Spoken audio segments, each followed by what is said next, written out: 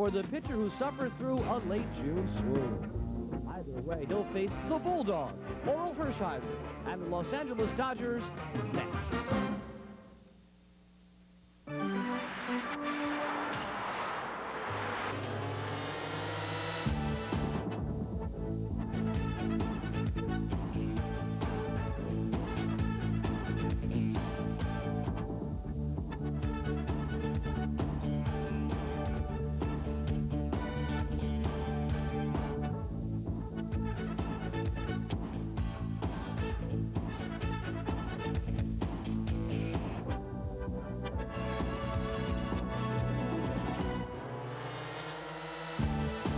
The Phillies look for franchise victory number 1001 at the Vet against the Dodgers next.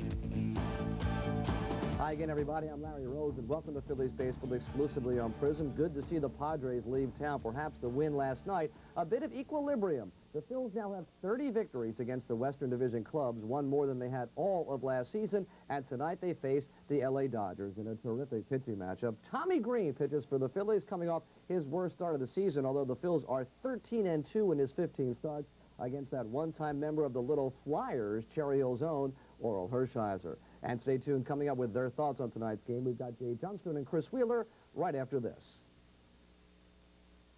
What an appetite you have, Judas.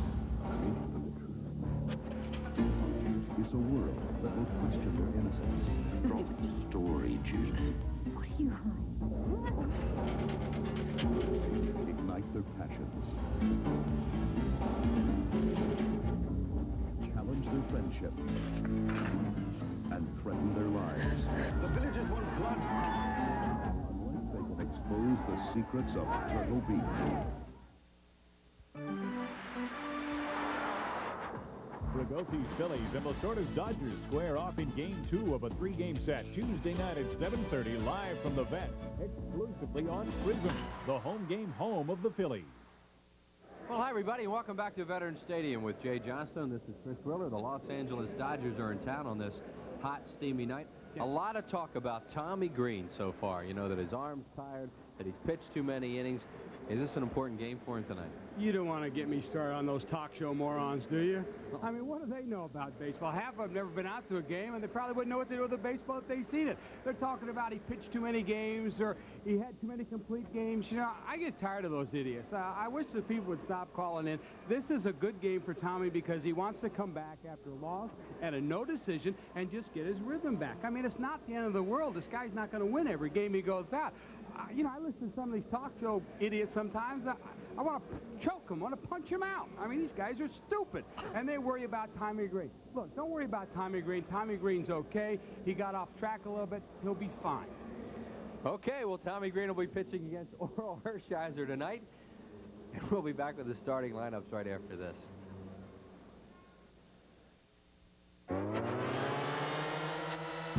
Phillies baseball is brought to you by Bud Light. If you want great taste that won't fill you up and never lets you down, make it a Bud Light. By your local Sherwin-Williams paint stores. The pros know Ask Sherwin-Williams, a participating sponsor of Major League Baseball. By Mellon PSFS, the official bank of the Phillies. By Bella Pennsylvania Yellow Pages. No other book can match it, a Bell Atlantic company. Save up to $5 by joining Texaco's frequent Fueler Club. Visit your local participating Texaco location for all the details. Texaco, star of the American road. By Coca-Cola, it's always Coca-Cola. By Cento Fine Italian Food, the company that says trust your family with our family. Call Pizza Delivery now and have your pizza by the 4th inning. By Jiffy Lube, America's favorite oil change. And by Personal Choice, the health plan that controls costs, not people.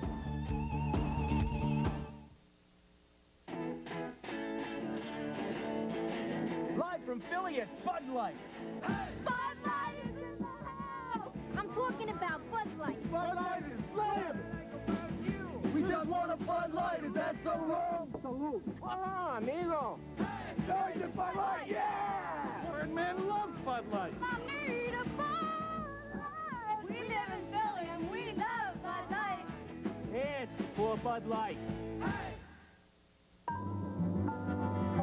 Yeah, how far away do you think I can get in 72 hours?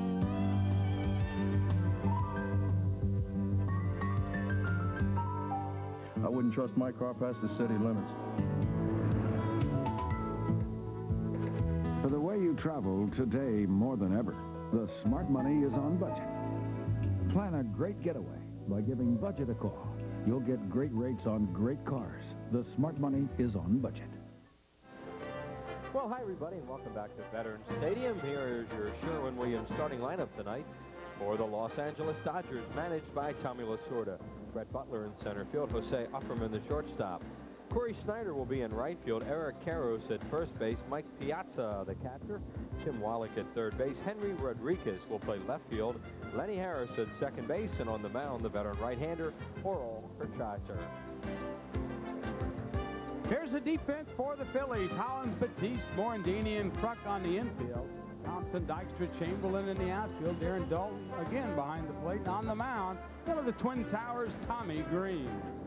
And there's Tommy Green, 6'5", 219-pounder. Green, 26 years of age. Tommy now making his home in Richmond, Virginia. #1 pick of Atlanta back in June of 1985. 14th overall in the draft. As everybody knows, he has been struggling lately, but has pitched very well this year at Veterans Stadium, where he is 7-0 with a 2.06 earned run average. His last outing was a 9-3 loss at St. Louis, when he pitched 5 innings, 9 hits, gave up 6 earned runs, walked 3, and struck out 6. A lot has been said, a lot has been written about Tommy Green and Curt Schilling, and both guys want to show everybody they're healthy, and we'll see tonight. Well, partner, they both say they feel fine. I mean, everybody's entitled to a couple bad outings. I mean, nobody's perfect. These guys are not going to go through life and never make a mistake. It's not the end of the world. What was the temperature that night that Tommy pitched? Like this. Yeah, hot and muggy. I mean, you know, sometimes when you go out, folks, on hot and muggy days, you just don't feel too hot. There's his skipper for the Dodgers, Tommy Lasorda. Oh, and this was before the game. He was out taking some ground ball on the infield, as you can see right there. He was at third base for a while. Then he moved over to first base to take a few throws, and the crowd kind of gave him a big cheer. Well, he blew his elbow out, and he can't throw batting practice anymore, they say, and so that's how he's getting his exercise. Tommy used to like to throw BP. There he is. Tough week for the Dodgers with Roy Campanella and Don Drysdale's death. Moment of silence for both those great men tonight. And, Tommy very close to both of them, and it's just hard to believe what has happened to the Dodgers in 1 week. Butler has been playing very, very well for the Dodgers, who started to hit the ball and win some games after May the 16th, when they were really a bad baseball team. They've been pretty good ever since. They're 28-15 since May 16th, when they were 14-22. Well, I think a big reason that's helped him a lot was the fact that after the Rodney King affair, everything was cleared out there. The trial was over. Dodgers got down to business. They found out the problem was Strawberry and Davis. They got the problem they think fixed with Davis. Strawberry out, Chris.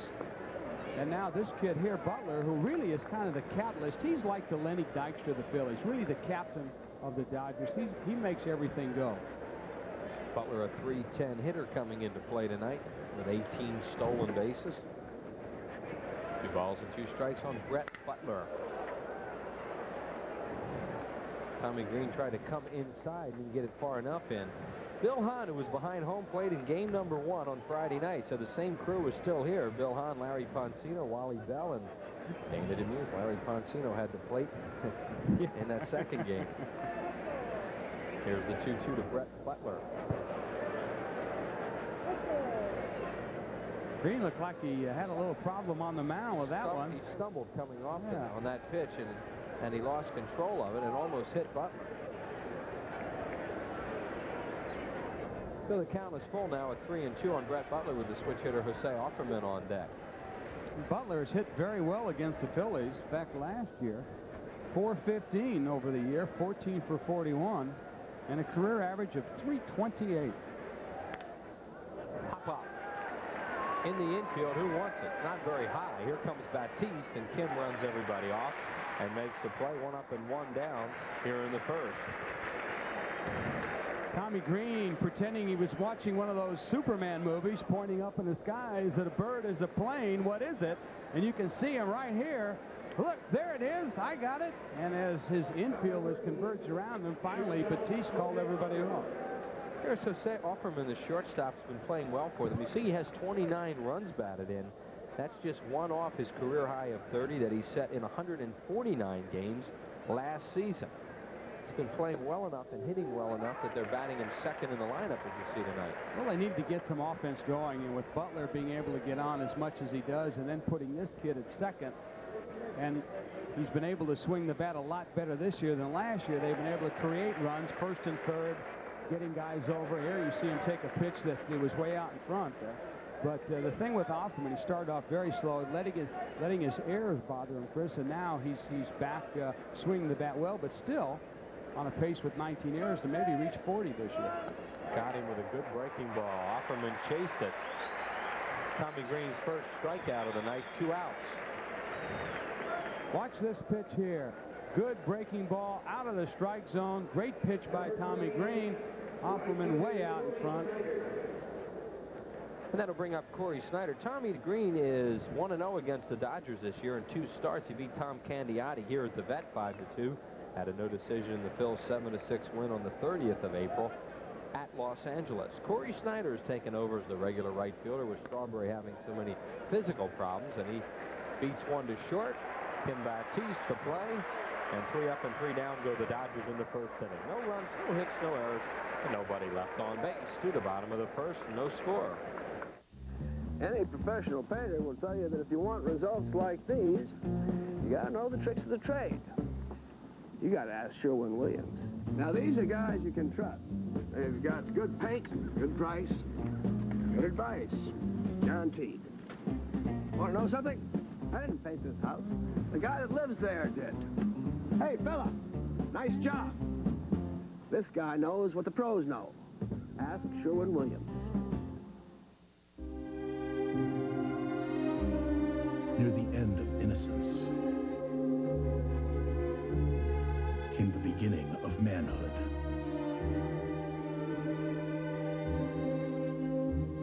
The events that shaped their lives can't help but touch yours. A midnight clear.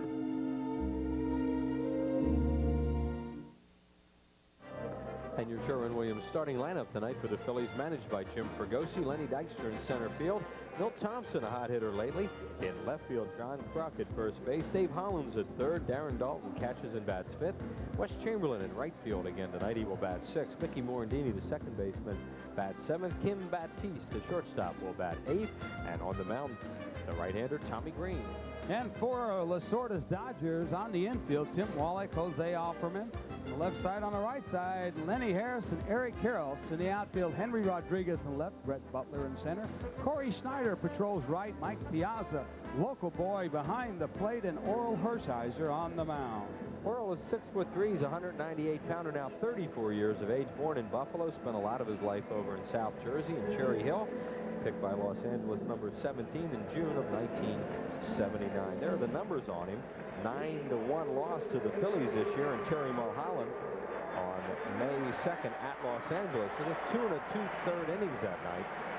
8 hits, 8 runs, 6 of them earned. It's the Phillies. Everything they hit against Hershiser that afternoon at Dodger Stadium was a base hit. Lenny Dykstra, one of the hottest hitters in the league, leading the major leagues in runs scored, was 76. Give you an idea how high that number is. Second in the National League is Barry Bonds with 60. I'd say that's getting on a little bit. You talk about doing your job out of that number 1 hole. Lenny among the league leaders in doubles, steals, walks, and on-base percentage. And he grounds one to second where Lenny Harris gobbles it up and throws him out, one away. Hershiser, fastball, curve, changeup, moves the ball around, knows how to pitch, sets up the hitters very well. Always keep you in the game. One of the big problems the Dodgers seem to, when Hershiser's pitching well, they haven't got him many runs. That's the way it's been this year for the Dodgers. Milt Thompson has a .435 career batting average against Oral Hershiser, and the pitch is over for a strike. Oral's lost 3 straight. His last win 2-1 on the 13th of June at San Diego when he went 8 2/3. Dodgers have scored just 5 runs in those 3 losses. That's what Jay's talking about, how they haven't supported him with a lot of run support. Well, you know, with Hershiser on the mound, he's going to give you good innings. Every now and then he'll have one of those freak innings where he can't find his control. He'll give up 3 or 4 runs, but basically he's always going to keep you in the game. Thompson tops the ball to Tim Wallach, who throws him out. So the Phillies have hit 2 weak ground balls here in the first inning off Hershiser, and that will bring up John Kruk. Kruk leading the league in walks with 69, and on base percentage at .476. One thing Hershiser has done this year is he's thrown more off-speed pitches and has changed up a lot more. Hershiser's ball really moves a lot in the strike zone, especially the fading fastball. He'll try and cut one every now and then to the left-hand batter, but he's changed speed so much it really throws the hitter off balance, makes him again very tough to hit. Hershiser, who is really an amazing story coming back after that reconstruction of his shoulder. Kruk rips it to right center. Butler can't get it. It'll be off the wall on one hop, and John Kruk coasts into second with a stand-up double, his 22nd double of the year. Well, that's not wasting any time, is it? He doesn't want to let Hershiser get ahead of him. He goes right after the first pitch. Here it is. Fastball looked like that he tried to run back over the plate, and Kruk all over it like a cheeseburger. Truckee, a .364 hitter against Oral Hershiser, and nails one there off him. That'll bring up Dave Hollins, who was a .333 lifetime hitter off Hershiser. There are the numbers on Hollins. 9th in the league in runs batted in with 51. And Dalton waits on deck.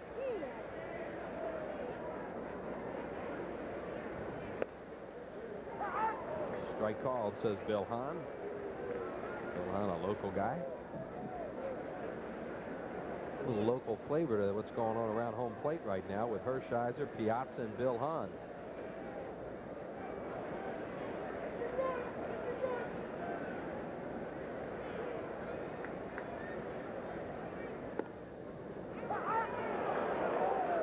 Collins thought it was outside.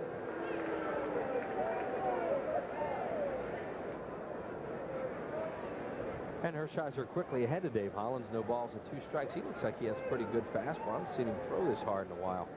Well, he's regained his arm strength. Talking to Ron Peranowski earlier today, the problem that he's really had is every now and then he'll have one of those bad innings where he just loses control. Rip to left. It'll be tough to score Kruk, and they'll have to hold it. Henry Rodriguez, the left-hander, was on that real fast because the ball was hit so hard, so Boa had no chance to score Kruk. Hollins safe at first. Phillies have runners at the corners now with 2 outs. You can see the pitch by Hershiser running the fastball away. He got a strike on the last call by it. Kruk off and running at the crack of the bat, but really the ball got so quick to Rodriguez out there. Rodriguez did not make a very good throw, but Boa really had no choice. You got to hold up Kruk there. You don't want to take a chance. No, they could have cut that off and still thrown him out of the plate. Well, but look who you got coming up. Your Exactly. top RBI man, you know. Second in the league in RBIs is Darren Dalton.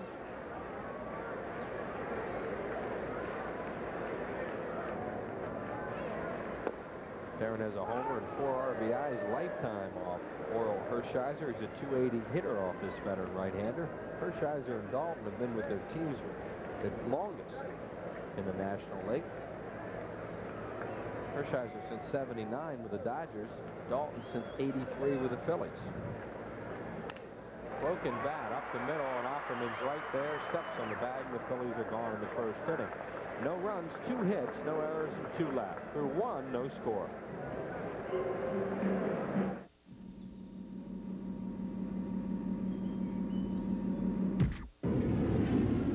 Powered by a 4-valve per-cylinder fuel-injected V8, the Lexus Coupe leaves us with 2 options. We can either build slower cars or run shorter commercials.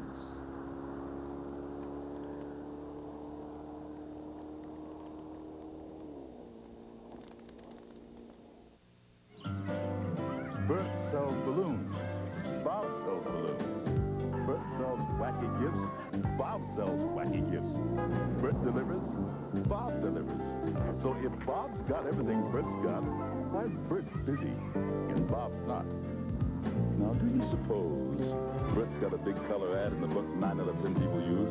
The genuine Bella Pennsylvania Yellow Pages. 9 out of 10 use it. No other book can match it. A Bella Atlantic Company. The Phillies try to feast on the East when they shuffle the cards Tuesday, July 27th and Wednesday, July 28th at 7:35. And Thursday, July 29th, 12:35 for a business person special. Then the Pirates walk the plank Friday, July 30th at 7:35. Saturday, July 31st at 7:05. And Nostalgia Day, Sunday, August 1st at 1:35 when everyone gets a free poster. Call 463-1000. You know, folks, everybody's talking about family values and nutritional food and what kind of information you can find on those packages. Well, Cento Italian Food Products has all that stuff right on their labels, and you can find them in any food market that you go to. And besides, this year they're donating $200 to the Philadelphia Child Guidance Clinic for every home run that the Phillies hit, and boy, have they put out some bucks already. 80 home runs by the Phillies, 16,000 already donated by Cento. Here's Eric Karros, the Rookie of the Year in the National League last season, and the Rookie of the Year in the National League might just be on deck, and Mike Piazza. Karros, a big right-handed hitter out of UCLA, and the pitch to him is down low from Tommy Green. Karros 0 for 6 lifetime against Green. It'll be Karros, Piazza, and Wallach, 3 right-handed batters. Here in the second, a slider beats foul third base side. Karros back to hitting the ball well. Struggled a little bit early in the year, but now on an 8-game hitting streak, partner. And Dodgers have played very well in the last, what, month and a half? Oh, they picked it up since May, the middle of May, exactly. I think I was reading somewhere they had won their last 10 series, or out of their last 14, they'd won 10, tied 2. There's the complete game leaders in the league. Some people feel that's a negative for Tommy Green. Yeah. Kurt Schilling also with 5. Schilling will pitch here tomorrow night. We know who those goofballs are, too. Now.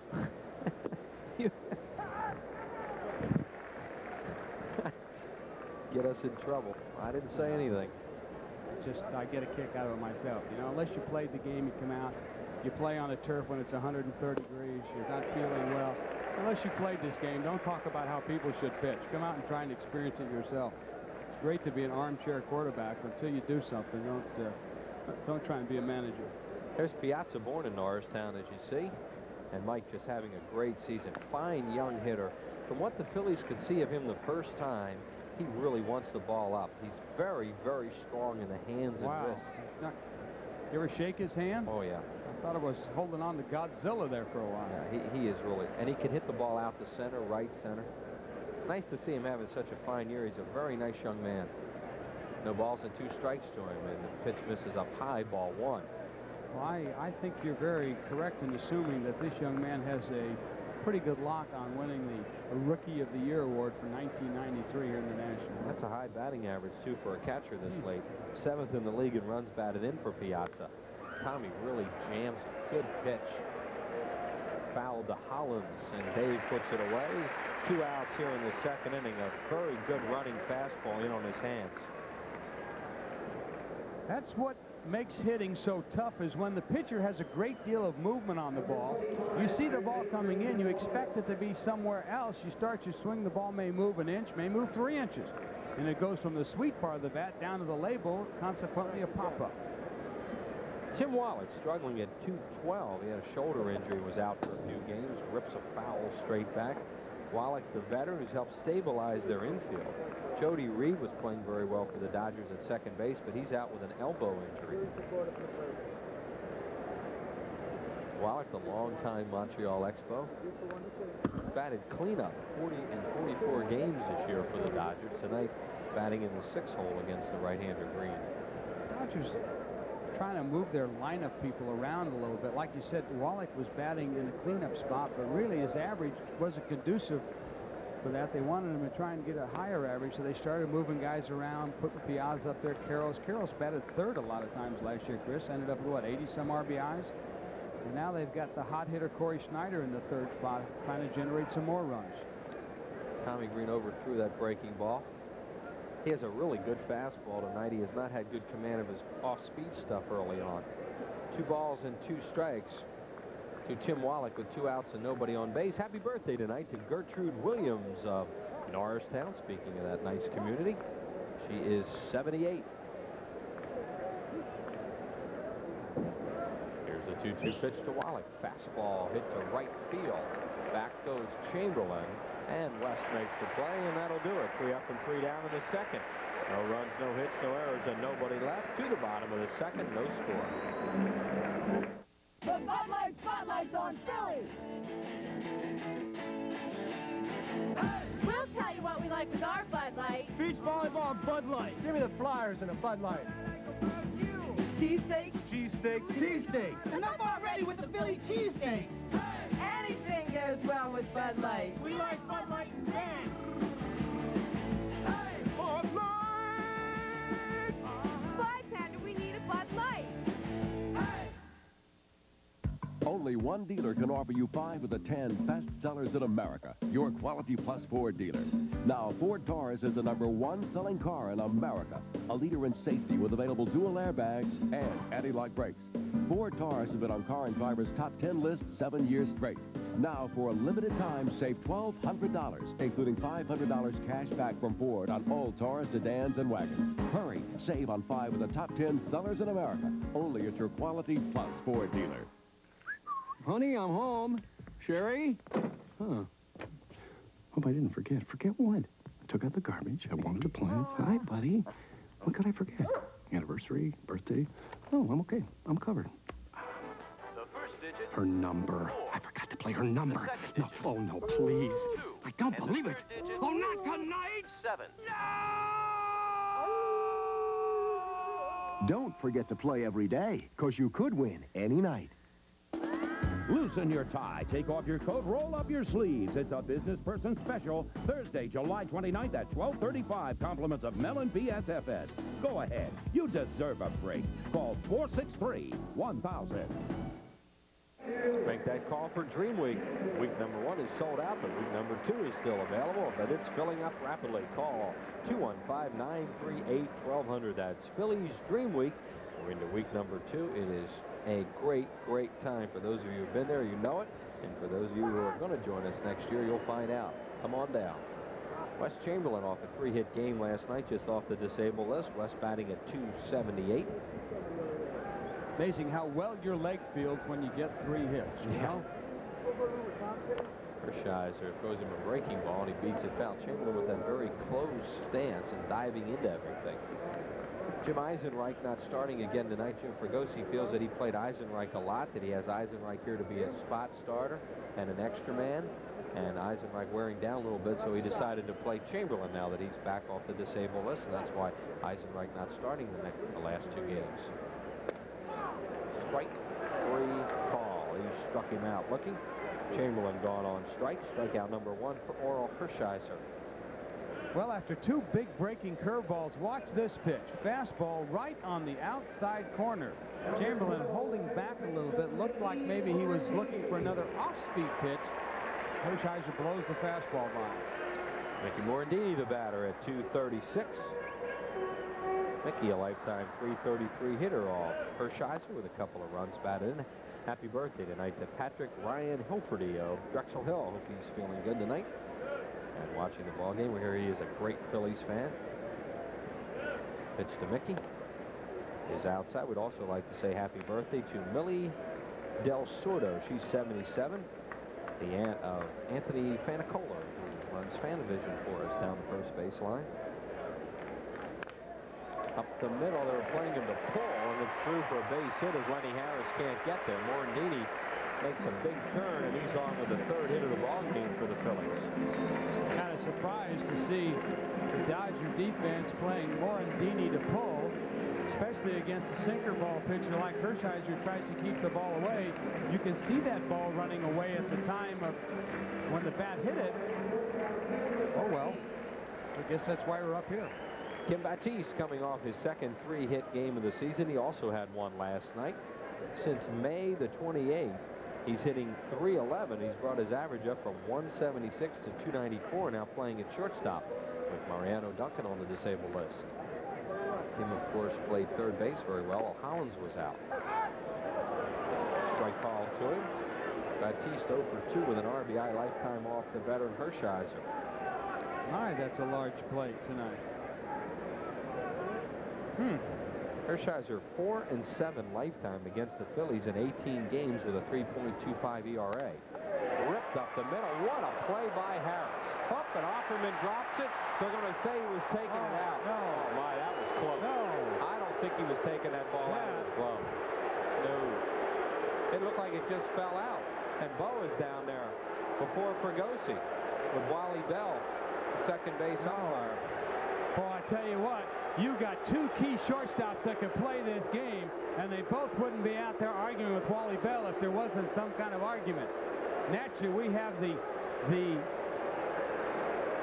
affordability of watching it on the replay, but we could see here he just dropped the ball out of his glove. He did not reach in to get it. It looked like his momentum. He was spinning around and reached for it, and he never took it out. Well, we'll see. As we say, we haven't seen the replay yet, but that's what it looked like. Great play by Lenny Harris. Wow, did he make a terrific play. Now here's Offerman. Is he taking this ball out? No. See, that's a bad call by Wally Bell. He didn't even get his hand on the ball. He didn't have control of the ball. No. And you know what? He's standing right in front of the play. So there are 2 outs, and Batiste will be safe at second on the fielder's choice after the fine play by Harris. Batiste leading off first base for Tommy Green. A 167 hitter. Lenny Harris is supposed to be a defensive liability, but he sure wasn't on that play. Made a fine play. There he is. Offerman kind of lackadaisical, didn't he? I mean, you know, you got to catch the ball, at least get 1 out. You got to make sure 1 out. Certainly wasn't a double play ball. I mean, realistically, it should have been his 20th there. Good play there by Mike Piazza, preventing the ball from bouncing away for a wild pitch. 1 ball and 1 strike. So the Phillies are hitting some balls hard off Hershiser. Nothing to show for it yet. And look at him shift his weight here, just the way you want a catcher to. Well, you know, he's got a pretty good catcher and tutor from Roy Campanella in spring training, and then Joe Ferguson pretty much instructs him throughout the year. 1 ball and 1 strike to Green. Throw him a breaking ball. Respect for Tommy Green. You have 2 good hitting pitchers here tonight. Hershiser, one of the best in the business, and Tommy Green, a dangerous hitter.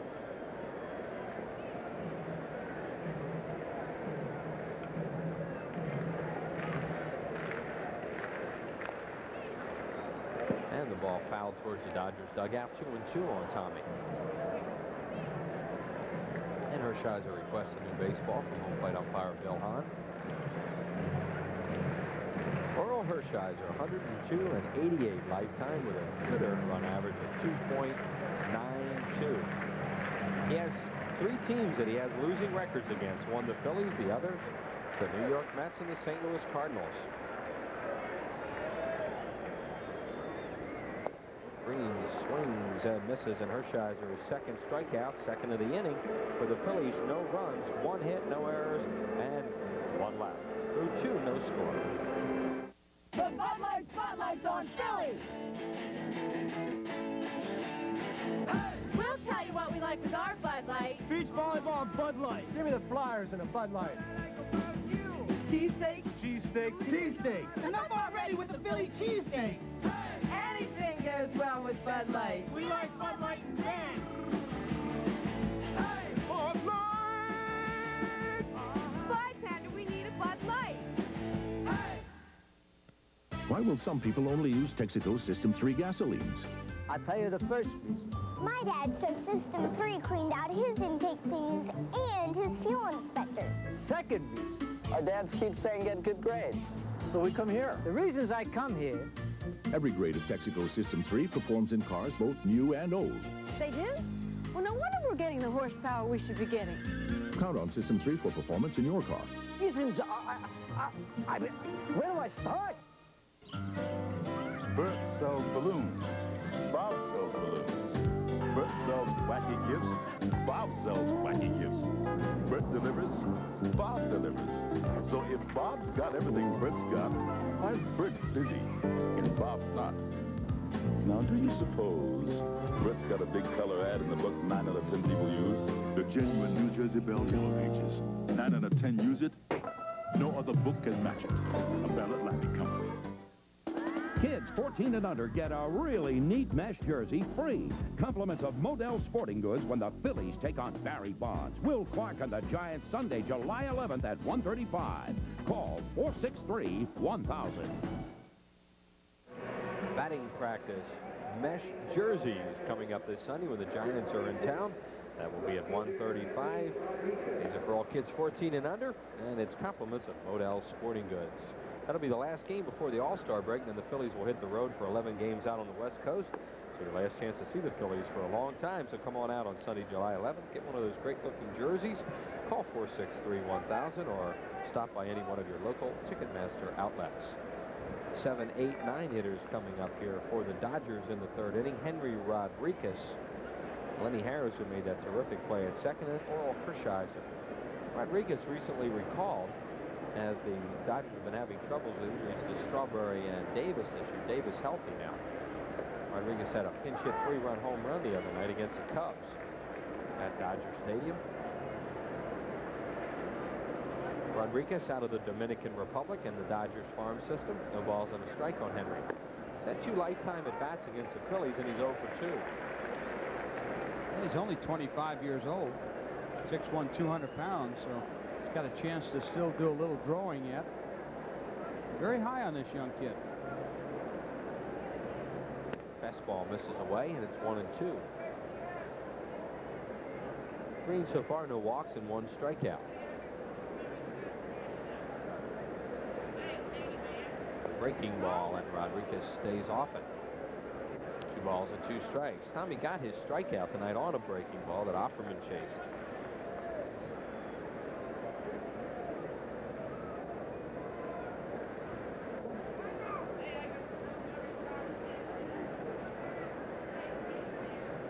We're in the third inning, no score. First of 3, Phillies and the Dodgers. We'll have them all for you on Prism. Struck him out on a good fastball. Threw it right by Rodriguez. Strikeout number 2 for Green. 1 away here in the third. Well, you mentioned earlier, Chris, that Green's fastball really had some movement. Look at that ball there take off. That ball moved about 4 inches through the strike zone. Phillies had him at 90 to 91 in that game against St. Louis the other night. His problem was he kept throwing a lot of fat pitches to a good hitting team, and the Cardinals wound up blasting him as that game went along. Lenny Harris, the batter. There's a slider over for a strike. On deck is Hershiser.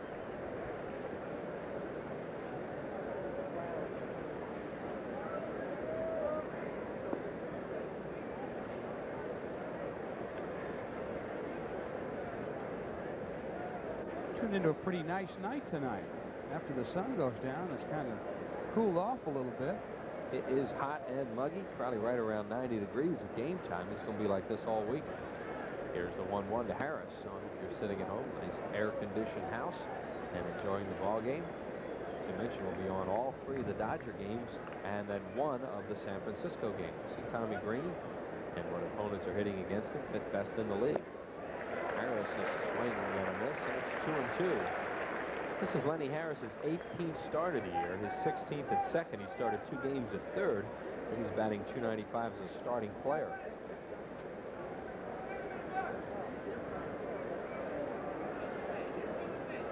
Balls, 2 strikes to Harris. Fastball, late swing and a foul. Gives us a chance to wish a happy birthday to Karen Ray, her 23rd. She's one of the Phillies hostesses here at Veterans Stadium, has been for 5 years, and her family watching the game up in Bucks County. So happy birthday, Karen. She's working up at 5:46 tonight here at the Vet. 2 balls and 2 strikes to Harris. Another late swing and a foul out of play.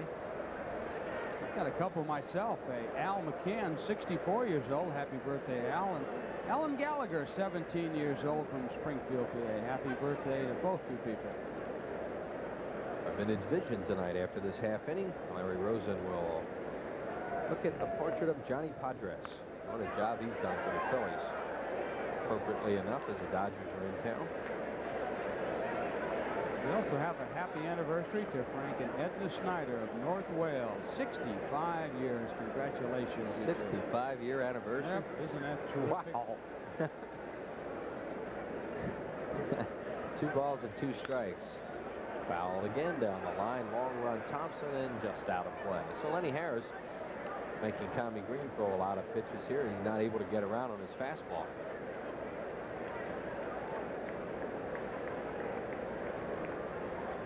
Chris one time played for Cincinnati when Pete Rose was manager there. 2 balls and 2 strikes, 1 out, no score. We were in the 3rd. Breaking ball. Tommy knocks it down. He's got it. Throws him out. 2 down. And hopefully Tommy Green's all right. Appears to be. That was a base hit for sure. Well, Tommy Green blocked it with his body. You'll see right here. Then kind of lost sight of it. Watch him go down and block it right there. You see that? It came off his leg. And then he finally picked it up because Dalton was hollering at him and then made a nice throw. And Harris kind of lose out on a base hit right there. He hit a bullet right back at Green, and thank God it hit off his legs instead of his knee or his ankle. Carl Hershiser, the batter, at 343. 12 hits, tied with Doc Gooden for the most by any pitcher in baseball this year. He had 19 hits back in 1987. He's been hot as a hitter. 8 out of his last 19 at 421. There you see his overall numbers. And he rips a base hit to center. Told you he was hot. You know, what he does, you know, you look at him and you say, well, how can a pitcher hit like that? All he tries to do is put the bat on the ball. He doesn't try and hit the ball out of the ballpark. He doesn't try and pull the ball. He just tries to put the bat on the ball, a short, quick, easy swing, and tries to hit the ball back up the middle. See that? His hands go back a little bit. They keep him up. He just puts the bat hit on the ball, and all he's hoping for is a line drive, a little line drive somewhere, and that's what he gets. Sure got a line drive. He hit that right on the nose. Well, if you look back out of the, 12 hits that he has, what does he have? He has, doesn't have any home runs, and he's got 2 doubles. Just puts the bat on the ball. Speaking of guys who puts the bat on the ball, here is Brett Butler. Butler popped up his first time up. Butler has 23 infield hits this year, including 15 bunt hits. He had 41 bunt base hits last season. You know, he's the kind of guy that when he bunts the ball, you know he's going to bunt the ball, but his bunts are so good and right down the line that if you let him go, if they're fair, they're a base hit, or they're foul, it's just a strikeout. He bunts the old Maury Wills way of bunting. He bunts right down the baseline. Guess he's a singles hitter, huh? I would say so.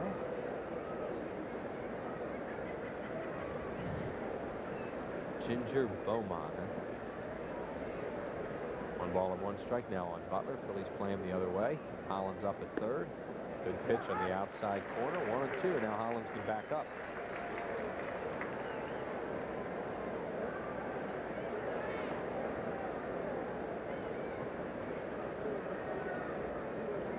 Everybody talks about what a great leadoff hitter and center fielder Lenny Dykstra is, and the job that he has done this year for the Phillies. Without Brett Butler, the Dodgers really would scuffle as a team.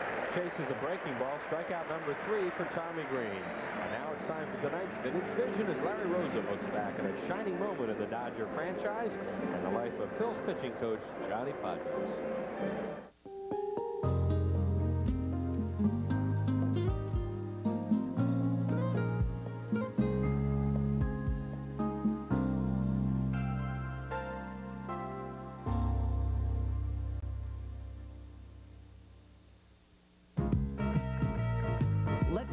In time to 1955, the year of dem bums. Would they no longer have to wait till next year?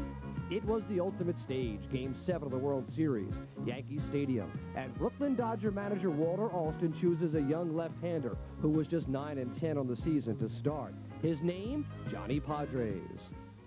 The World Series, everything about the World Series and the New York Yankees especially, sure you're nervous, you know, the game started, but after I threw the first pitch, and that was just great. I mean, I just went about my business and hoped for the best, and I got the best. The Dodgers would scratch out a pair of runs, the second coming on a Gil Hodges sacrifice fly that scored Pee Wee Reese. Here's where the game turned. Alston then inserted Sandy Amoros as a defensive replacement. With 2 on and 1 out, Yogi Berra sliced what looked like a sure double to the corner.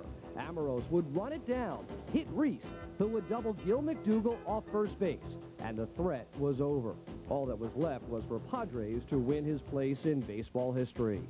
You know, Duke Snyder says that going over on the bus to Yankee Stadium that day, I said something like, get me 1 run, I'm going to shut him out. But I don't ever remember saying that. Whether he was the storied prophet or not, he will always be remembered as the man who led them bums to the promised land. How about that young kid? Huh? Was that great? I'll tell you, that's a great piece by Larry Rosen, because you look at Johnny Padres then, and you look at him now, and a little bit of change, you know, a few more road marks on that face, but you can't mistake the voice. No matter where you go around the country and Dodger fans come up to Johnny Padres, there's just such reverence for the man for winning their first pennant against those New York Yankees. Boy, you're right. That was a biggie. First championship, I mean. You know, they were forever saying, oh, we'll get him next year. Lenny Dykstra, the batter, he grounded out his first time up. Lenny batting at 292. Started the game at 293, which is his season high. And look at that. 76 runs for Dykstra. Bond second with 60. Wait a minute. Here's the thing. How about 76 runs, right? 62 walks. Think that had something to do with those runs? And now his average starting to come up rapidly. Now let's do a little multiplication here, guys, okay? All right, Lenny Dykstra has 62 walks, right? And he also has 95 hits. Well, you know, a walk's as good as a base hit. You hear managers say that all the time. So now you add those two together. I mean, this guy is, realistically, he's on base all the time. Phillies have a lot of guys knocking him in. 2 balls and 1 strike. You have Dalton and Hollins up in the top 10 and runs batted in. It'll be Dykstra, Thompson, Kruk, 3 left-handed batters to face Oral Hershiser. Low with a sinker ball, 3-1. Oh, he has good movement on his pitches again. Great movement. Best we've seen Hershiser throw in a while. He's given up 3 hits tonight. Dodgers have 1, and Oral collected that.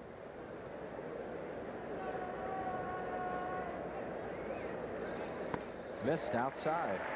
Walk number 1 issued by Oral Hershiser. And Lenny Dykstra draws it, and that'll bring up Thompson 0 for 1. And a good lifetime hitter against Hershiser. Over 400 against this right-hander. Well, unfortunately, I can't find. Roberto Kelly leads the National League, folks, in hits with 102. Butler has 96, Dykstra 95. And I can't find out how many walks Kelly has. Outside ball 1, and Thompson takes a look down to Larry Bow to see if they want to play hit and run or start the runner in this situation. Thompson not necessarily a pull hitter. Well, the Dodgers are playing him more or less straight away. A lot of teams play Mill towards left center. Hershiser has a pretty good move to first. He's quick to the plate, tough to run on. And Piazza has been throwing very well. Throwing out 38% of the base runners that run on him. That's a very good percentage. And you know what? He's throwing a lot of them out from his knees, partner. He can throw like Benito Santiago used to be able to throw. Thompson ahead now 2-0. Jay, you mentioned earlier that sometimes Hershiser has an inning with control problems. He's walked Dykstra to lead off the inning. He's 2-0 on Thompson. Well, that's what Ron Peranowski said. He said Hershiser will go along. He'll pitch great as Hershiser takes it. Looks like a double play, and he throws it away. Boy, he's a good fielder, too. Hershiser has a dead double play ball and fires it into center field, and the Phillies are in business. And unbelievably, Hershiser has not had an error all year long. Quickly gets the ball, and you can see him. He threw it to the second base side of Offerman, who really didn't have much of a play in that, his first error. And the Phillies catch a real big break on a very fine fielding pitcher. Trying to lead Offerman coming over the bag and letting too much. So they have runners at the corners now with nobody out instead of 2 outs and nobody on for Kruk, who doubled his first time up. Well, you know, you've been making mention of the fact that his ball is moving so much at the plate. He threw that ball 3/4 from the arm area, and the ball just tailed off and went out to left or right center field. So he had to really come overhand with that throw. Starts Kruk with a breaking ball. John doubled to right center on a first ball fastball in the first inning. Kruk leading the league in walks. He has 45 runs batted in, 93 hits on the year, and 4th in the league in hitting coming into play tonight at 345. He's now at 347. Milt Thompson at first and Lenny Dykstra at third. Good speed on the bases. Kruk takes it low, ball 2. 2-0.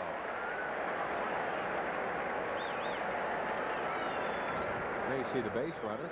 Karros has Thompson, and they playing up the middle with the middle infielders, and straight away in the outfield, no overshift on Kruk.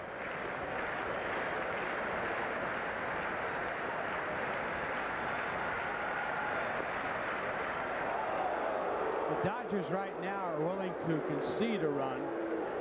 There's nobody out, so they're looking for the double play. As this pitch, watch the movement on this fastball. Look at that ball break at least about 4 or 5 inches on the outside part of the corner plate and out of the strike zone. Great movement tonight for Hershiser. Dodgers with the infield at double play depth. There's Kruk with runners in scoring position. He has one now. And there is a base hit to right field. Thompson will stop at second. Dykstra scores his 77th run of the year, and the Phillies lead it 1-0. This is what your defense gives up when they set up in double play depth. And what happens is both the shortstop and the second baseman move about 3 steps closer towards the bag so that they can complete that double play. But you can see Lenny Harris right there. That's normally where he plays on John Kruk when there's nobody on.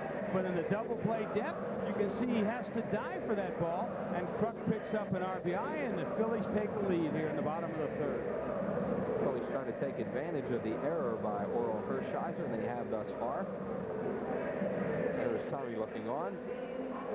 Phillies with 2 on. Again, now for Dave Hollins. Dave single to left his first time up.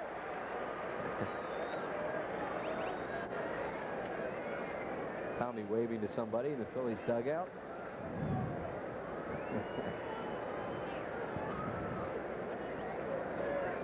Renewing acquaintances. Hollins beats it off the plate and then off him, and it's a foul ball. Hollins really sets up deep in the batter's box against Hershiser. A lot of times you'll see left-hand batters, when you find a pitcher that has great movement on the fastball away from you or a good sinker ball, will move up maybe 4 inches to catch that ball before it breaks down and away. But Hollins with his back foot right on the line. You see with a pretty close stance.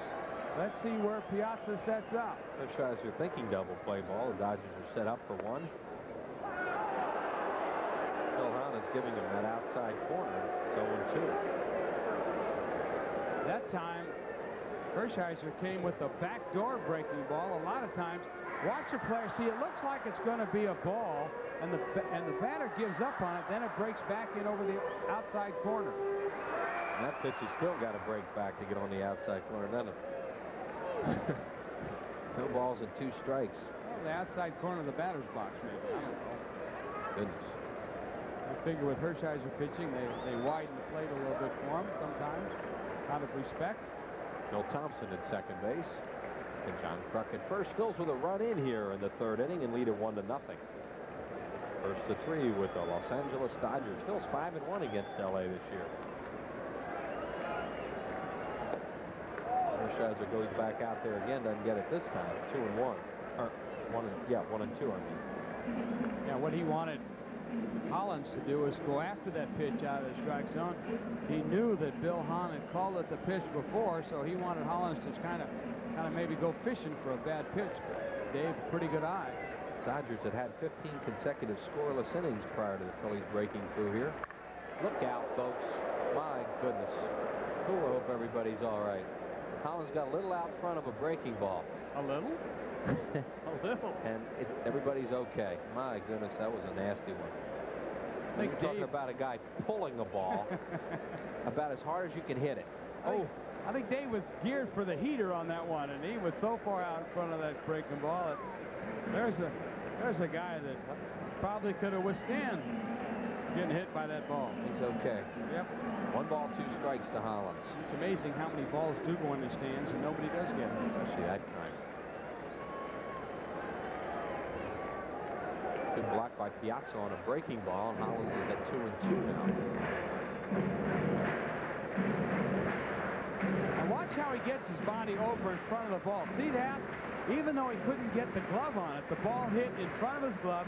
It came up. He had his shoulders hunched over so that when the ball hit him in the chest protector, it came right down in front of him. Then he's able to pick up the ball, and the play is still in front of him, versus some catchers that try and backhand it or play it off the side, then they have to go chase it. So he's been tutored very well, this young kid.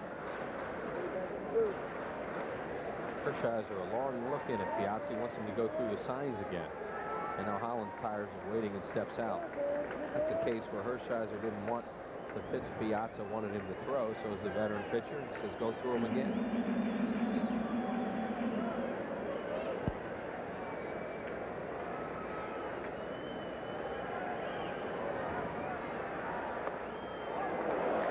And he's getting the outside corner, but he didn't get the inside. 3-2. Now Holland takes a look at Boa, see if the runners are going to go.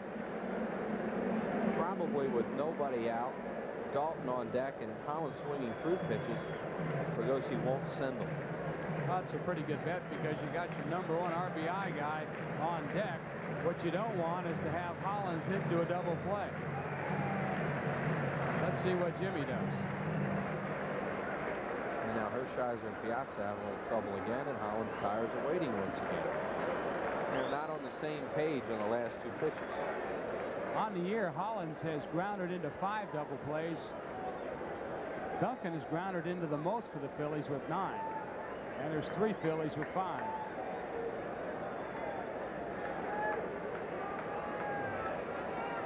The runners don't go, and Hollins beats a breaking ball into the dugout. So Hershiser goes with a 3-2 breaking ball, and Hollins is well out front. And the runners staying in place. Johnny Kruk and Lenny Dykstra are the other Phillies that have grounded into 5 double plays each. The base runners, Mill Thompson at second base, John Kruk on at first. Kruk knocking in his 46th run of the year, fills up 1-0 here in the 3rd.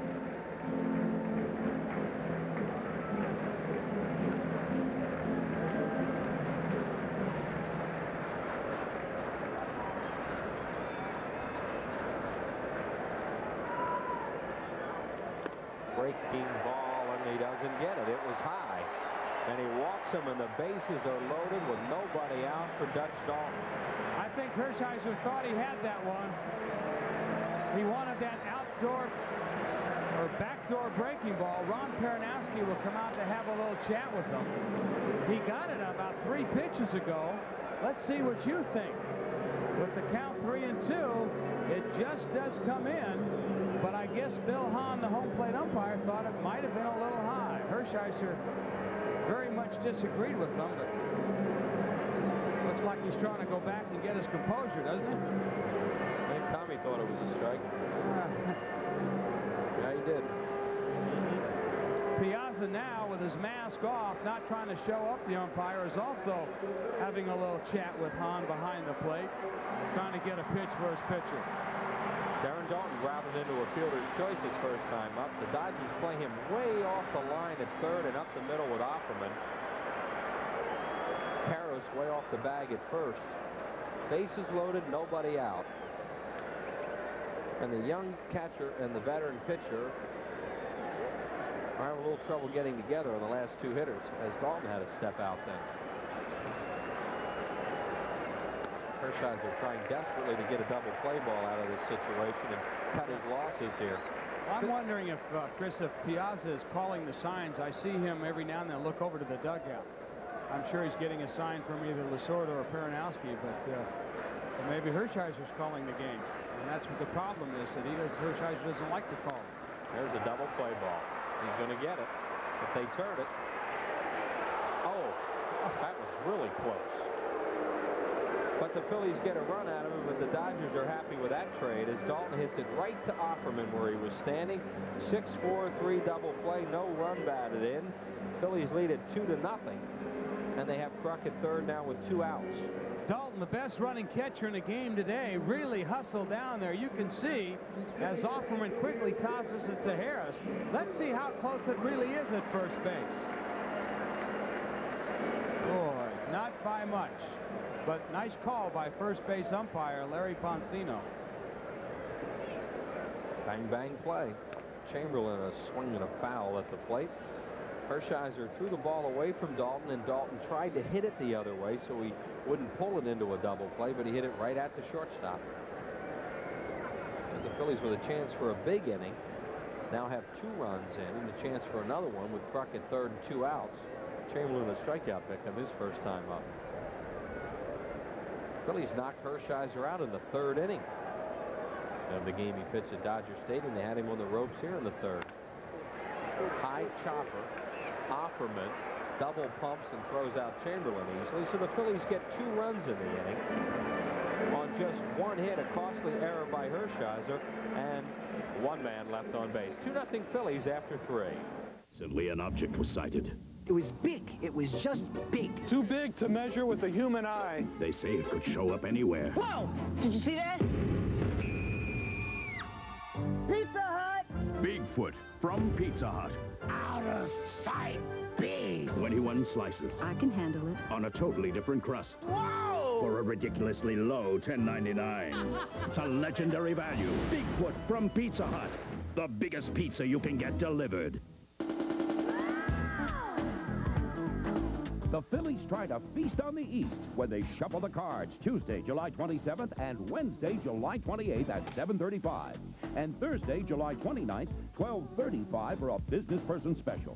Then the Pirates walk the plank Friday, July 30th at 7:35. Saturday, July 31st at 7:05. And Nostalgia Day Sunday, August 1st at 1:35 when everyone gets a free poster. Call 463-1000. What an appetite you have, Judas. Meat for the truth. It's a world that will question your innocence. Drop the story, Judas. What are you hiding? Ignite their passions. Challenge their friendship. And threaten their lives. The villagers want blood.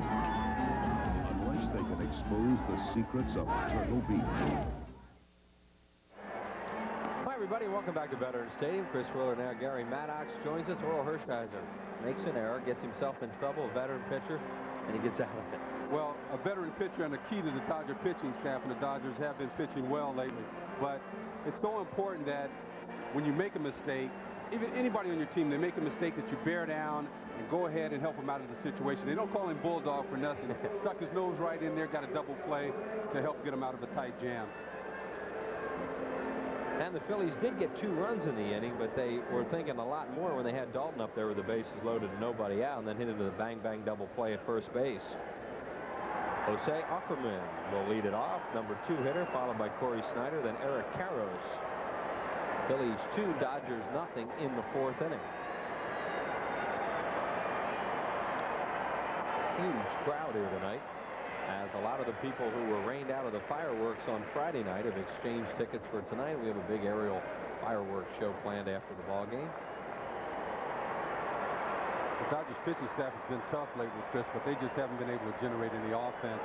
They get too far behind. It's tough for them to score a lot of runs and come back. They won 1-0 yesterday to Los Angeles up at Montreal in 11 innings, and it took a pass ball by Tim Laker for them to get a run. Offerman checks on a pitch away. Tommy Green has not walked anybody. He struck out 3, including this batter on a breaking ball. Pretty good movement and a lot of zip on this ball right now. Offerman out of San Pedro de Macorís. A lot of great shortstops from that area of the Dominican. You talk about the importance of a team meeting or somebody coming out saying something to get people stirred up a little bit. Tommy Green has come out with some adrenaline flowing tonight, and he really seems like he's bearing down there. He has a good fastball. He's jammed quite a few hitters, as he just did to Offerman there. Foul ball down the third base line. He's given up 1 hit thus far. The Dodgers have had 1 base runner, that being Oral Hershiser's 2-out single in the 3rd inning.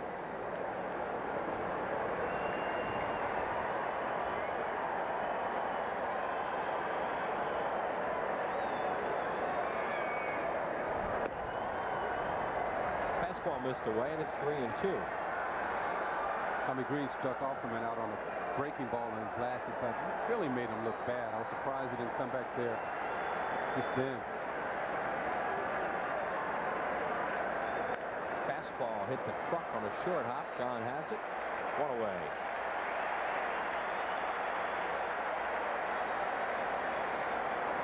Corey Snyder, the batter. Tommy Green's pitch total thus far, a very good ratio.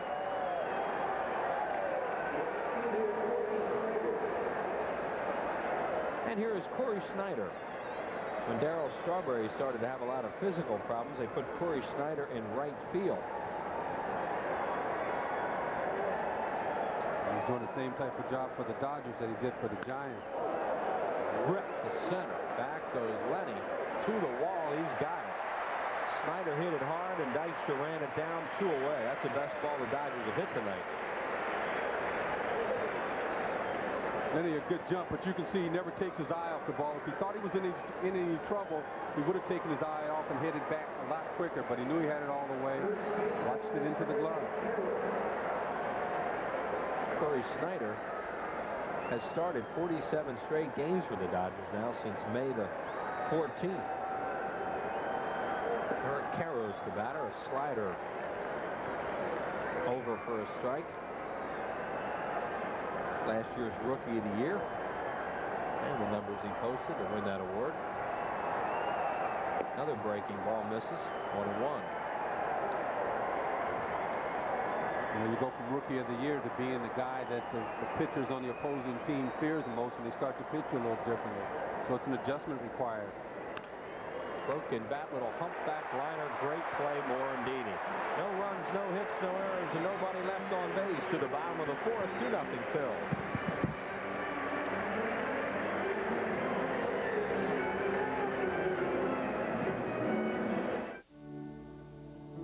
It was for immigrants and their children and their dreams. It was for families, for new beginnings. And today, there's still just one reason why we always do our best. It's for you. Mellon PSFS.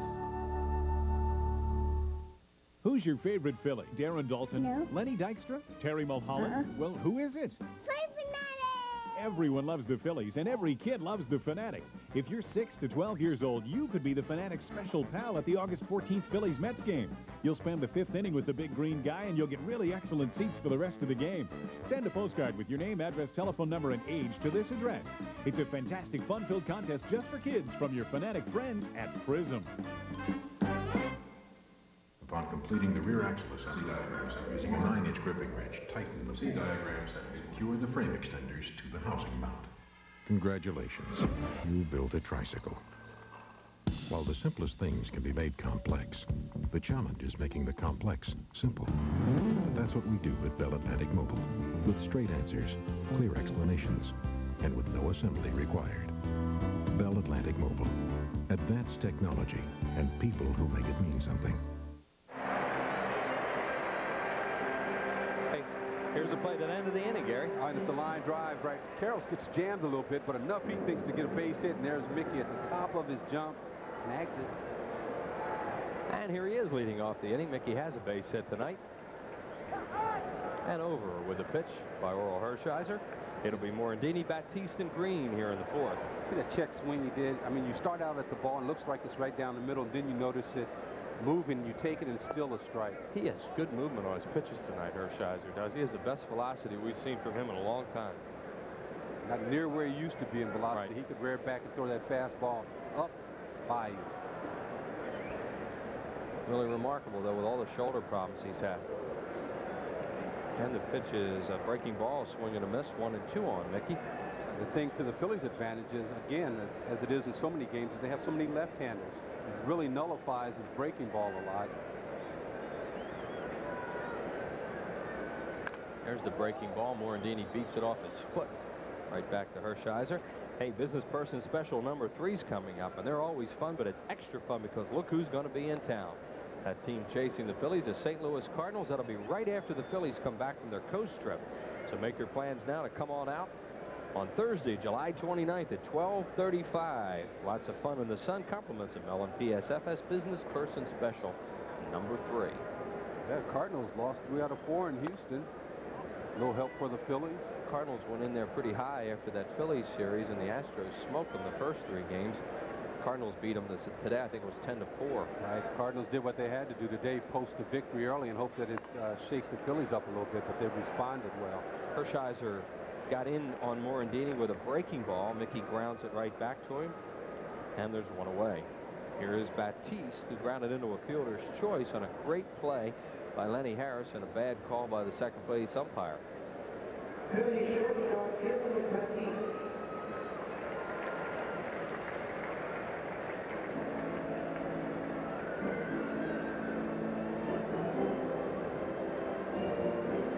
Batiste at a solid .292 with 4 homers and 22 runs batted in. Him now with 120 at bats on the year. Fly ball, shallow right field. First baseman off the line. He'll wave everybody off. And Karros makes the play, 2 down.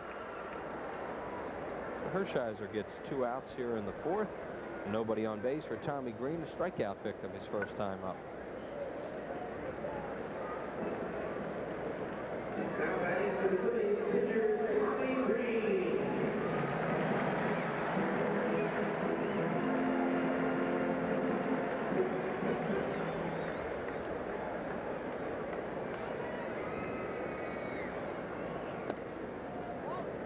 Misses with a sinker low. Dykstra waits on deck. 2-0 Phillies in the 4th.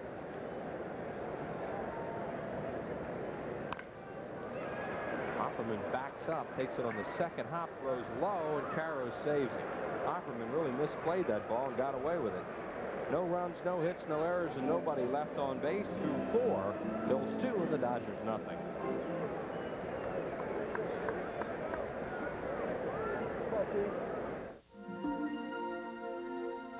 To soar with eagles, be the best. To win the industry's highest awards for quality, commit to excellence. Provide superior quality products and have the strength to offer them at more than 12,500 locations nationwide. More than any other major brand. Discover for yourself the difference quality can make. Fly with the new Superpower. The Great Sports Debate Summer Baseball Spectacular is coming your way July 19th at the Coventry Mall at routes 100 and 724, just south of Route 422 near Pottstown. Join Angelo, Glenn, Jason, and Al for an hour of complete and utter baseball madness. Visit any of the mall's 90 merchants prior to the taping and register for a great grand prize giveaway, a Prism night at the Phillies for 2. It's the Great Sports Debate Summer Baseball Spectacular, Monday, July 19th at the Coventry Mall. Be there or be a Mets fan. Loosen your tie, take off your coat, roll up your sleeves. It's a business person special, Thursday, July 29th at 12:35. Compliments of Mellon PSFS. Go ahead. You deserve a break. Call 463-1000.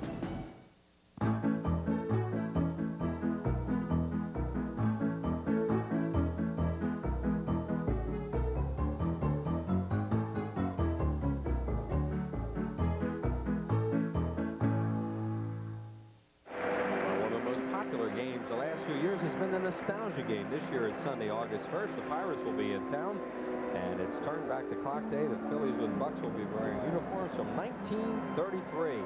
All fans receive a great-looking poster featuring all the Phillies' offensive players. Compliments of Thriftway. That will be on Sunday, August the 1st at 1:35. Phillies and the Pittsburgh Pirates on the Nostalgia game. Did Richard just break out one of his old unis for that, huh? Richie Ashburn. There's the scouts down there. Cal Emery, Dick Gernert, Tom Ferrick, Eddie Liberator. Some veterans down there tonight, I can tell you.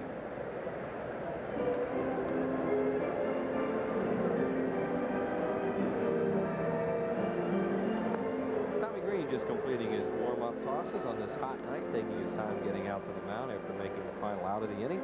He'll face Mike Piazza, Tim Wallach, and Henry Rodriguez right, and left here in the 5th inning. Piazza got jammed, popped up foul on Dave Hollins his first time up.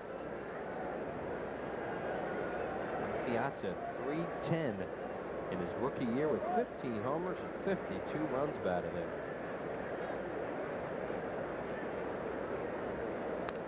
James starts him with a high fastball. Had a good swing at that and fouled it back. Probably has a couple of passes here tonight. Sure, Vince is here tonight. His dad usually sits over there in the Dodgers club box. Did you know his dad before he tried to mount that ownership? No, yes. Group down in Florida? Yes, I met him a few times with Tommy, with Lasorda.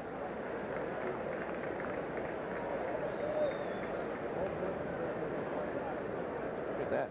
Look at the company he's up in. It's rare air for a rookie, especially. Yeah, the difference is the consistency of the other three guys. They've done it before. Ooh. Uh-oh. He got that up, and it's out of here. Oh, boy, does he hit mistakes. Boy, I tell you, it looked like a hanging slider, or a slider he got high in the strike zone, but he got some extension on that. That ball was up in his eyes. Tommy Green has the power to pitch high, but not a breaking ball. Yep, that was all hanging breaking ball right up there, and he ripped it out of here. Number 16 for Piazza. It's now 2-1. You're going to see a slider up in his eyes, just kind of hangs there. Ooh, look at his head down on the ball there. Watch his head right on the ball all the way. Yeah, that one said hit me, and he did. What a good-looking young player he is. Wallach, the batter. Tim hit a fly ball to right field his first time up. There's his dad, Vince. Very happy. Ground ball hit the short. Baptiste throws out Tim Wallach, one away. That was only his second hit off Tommy Green. And Henry Rodriguez will bat. Well, I'll tell you the one thing about Piazza's swing on that one. You could see that he kept his head right there in the hitting zone. You watch, it's impossible to see the ball hit the bat, but you almost simulate that when you keep your head right down there. Yeah, well, watch his head. Look at it right there. Sure wasn't any pull-off involved there. Rodriguez just a high pop-up foul. This will come into the crowd behind home plate. And why you really noticed that he kept his head down was because the ball was high. It was almost as if he was looking down at the ground and the ball was being hit. Well, it has to be for him to hit one out of Veterans Stadium. I mean, how about to talk about whether or not he was even going to make the team? I'm sure Lasorda, being his godfather, had to take that into consideration. They signed him because Lasorda was his godfather. There was no interest in him. Well, it's a 62nd round draft choice, but I bet you now he's they're not telling him what's coming because Lasorda's his grandfather. He's making a name for himself. 0-2 to Rodriguez, and Green misses with a breaking ball, 1-2. Henry Rodriguez with a homer and 3 runs batted in. That homer coming as a pinch hitter. Eric Davis not in the lineup tonight. He is able to play, but with Green pitching, they went with a left-handed hitter, and he misses low. 2-2. I tell you, it sounds so unusual to say that Eric Davis is not playing because of a tough right-hander. He used to be a guy that you penciled in every day. And down low with a breaking ball, 3-2. The on-deck batter is left-handed hitting second baseman Lenny Harris, and Earl Hershiser to follow. There's Harris.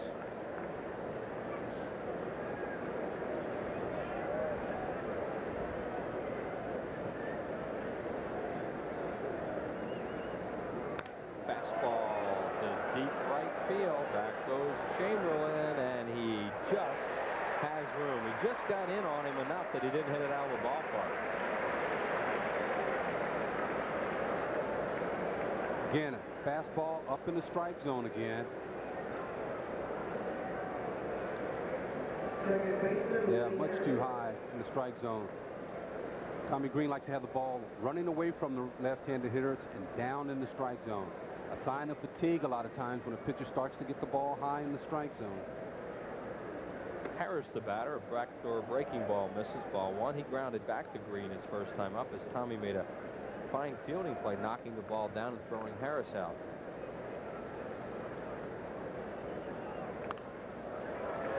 Just off to our left and into the upper deck.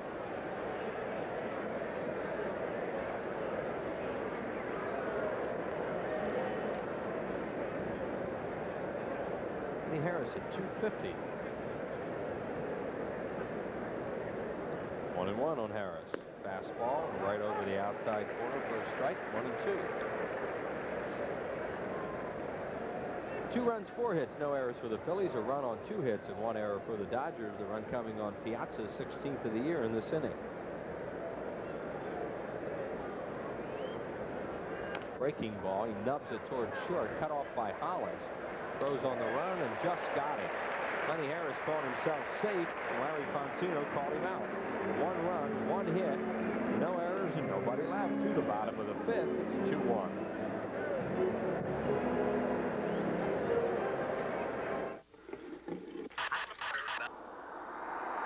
The new Lexus GS is equipped with a vehicle speed-sensitive steering system so responsive that it actually improves your feel for the road. Now, the only thing more exhilarating than watching the Lexus GS is driving it. The new GS.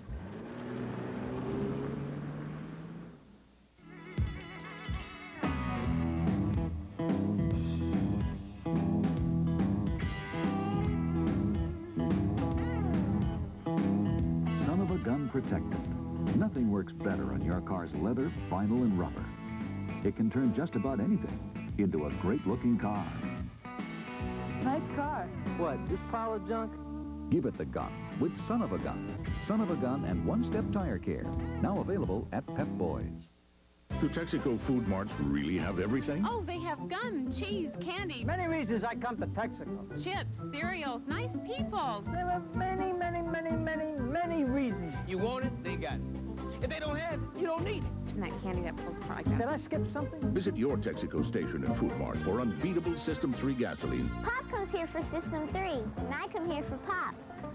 Right, Mom? And just about everything else. I'd recommend it to anybody. And I would, too. By Nationwide Insurance. Nationwide is on your side. Your Nationwide agent in Conshohocken is Gordon Freeze. Hey, Phillies fans, bring 4 Leaf candy wrappers, a completed office certificate to the Phil's ticket office, and receive a 600-level reserve ticket to any Phillies home game in July. Leaf candy brands include Milk Duds, Jolly Rancher Candies, Payday, Heat Bar, and Rainbow Gum. Look for details at the vet or wherever Leaf candies are sold. Subject to availability and void where prohibited. Lenny Dykstra leads it off. Lenny is grounded out, walked, scored a run for the Phillies in the 3rd. It'll be Dykstra, Thompson, and Kruk. And Hershiser throwing the ball well tonight. Gets it over 0-1. Lenny's the type of guy, we know he takes a lot of pitches so that he can look for a fastball. I mean, but Hershiser just right there with that first pitch. Dykstra can't believe it. He'll take a little walk. Well, I think if anything, we've had consistency behind the plate tonight. You see him talking to Bill Hahn.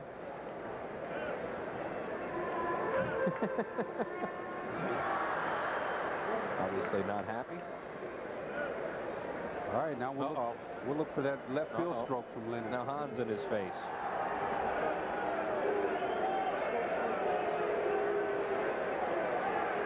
Oh, be careful now. He's going to get thrown out.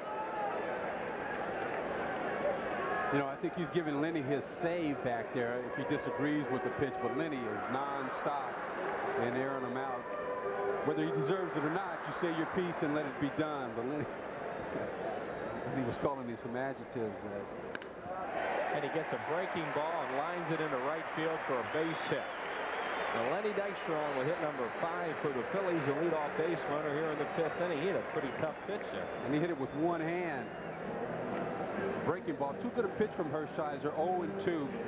When he has a chance to make Lenny possibly chase something, he gets his breaking ball right there. Lenny one hand. Yeah. I take that back. It wasn't that bad a pitch. He went out and got it and then just raked it in the right field. Not too many guys do that.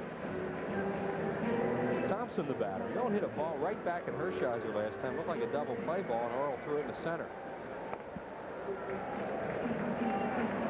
Phillies got a 1st and 3rd out of it. Wound up scoring their 2 runs in the 3rd inning. I tell you, Hershiser did a heck of a job. They had 1 run in and the bases loaded, nobody out. They got 1 more out of it. That was it. Now it's a 2-1 game in favor of the Phils.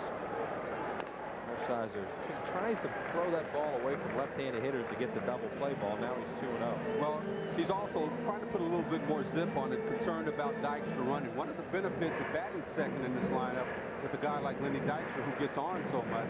He doesn't get a lot of fastballs to hit if you're the number 2 hitter.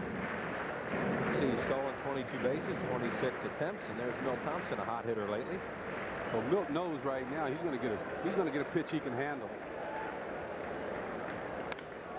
Hits it down the left field line, and it will go just foul. That ball stayed in play and then hopped over. Just foul. It's hard to hit a ball down there with it not being fair. He had to just miss with that. That's a blind spot for us. You see, it wasn't going to quite get to the crowd, and not much room down there. Bill Thompson going the other way with that sinker. Trying to stay away from hooking it into a double play. That's what Hershiser tries to get him to do. Exactly. As you mentioned, he's trying to throw that ball a little bit away, hoping that the guy will pull it to the second baseman. 2 balls and 1 strike. Dykstra showing no signs of running as of yet. Hershiser quick to first and quick to the plate. Piazza taking a look into the Dodgers dugout. Thompson to left field, and Rodriguez has it lined up, and the left fielder puts it away. 1 down. That'll bring up John Kruk, 2 for 2 with a double and an RBI single.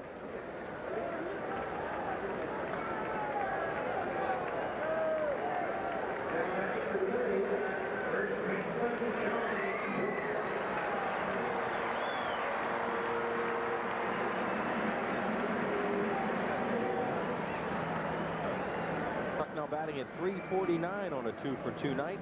Started the game at .345. Watched the game, a little bit of it last night. I was here, but a lot of it I saw on ESPN. And Joe Morgan did just an excellent job of analyzing John Kruk's swing. And, you know, he pointed out his balance at the point of impact, hitting the ball. Just an excellent job of analyzing why John Kruk is a good hitter.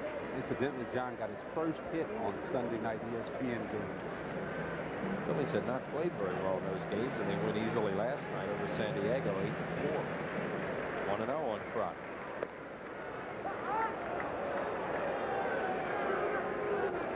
Thought that might have been a little outside. 1-1. You know what the umpire has to be seeing is that ball maybe catching part of the plate and running that much after it crosses a corner of the plate, but the balls look obviously outside, and the players are saying as much. Somebody's going to get thrown out tonight on either side on balls and strikes. Well, it better not be on the Phillies side. They're in first place and need everybody. That's part of knowing, you know, what you have to do to win. You don't get kicked out of ball games.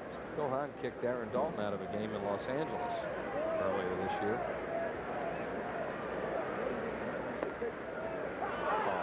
I mean, that's ridiculous. He says that's a foot outside, he just said to Hahn. And Hahn says it's a good pitch, and Kruk can't believe it. He said a word to start with F, but it didn't say foot. No. It looked like it was there. He said, it looks outside. It's not even close. That's ridiculous. I like to get on umpires, but making a joke out of it now. 1-2.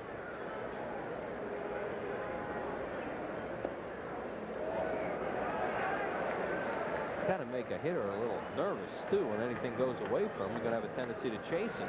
Well, if he makes John Kruk as mad as he made Lenny Dykstra, we got some action coming up here pretty soon.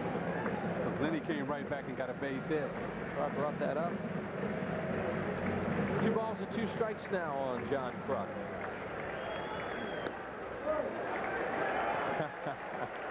Crowd cheers.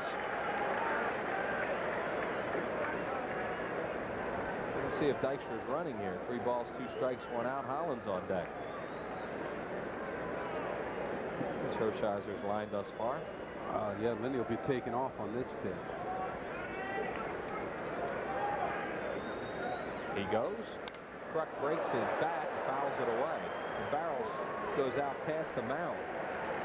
There it is. That bat had a couple hits in it, too. I don't think he has a bat without any hits in it. It's the movement on this that takes the ball from right on the sweet spot of the bat towards the end of the bat, and he just goes. See ya. Well, Kruk will go back and get some new lumber. Here he comes. Lenny Dykstra was running on the play. 3 balls, 2 strikes, 1 out to Kruk. Kruk is leading the league in walks, and you see why.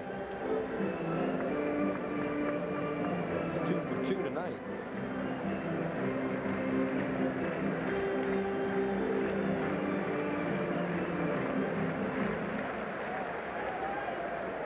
of the 5th inning, 2-1 Phils.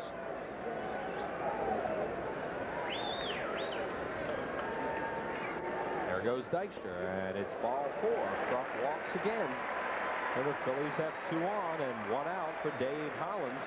1 for 1 with a walk and a base hit.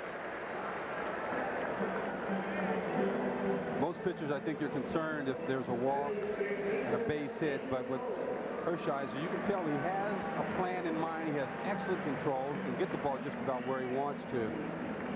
So no concern about him getting wild or anything like that. But that situation there, Dykstra running, he was not challenging John Kruk right down the middle. Walk number 70 for Kruk.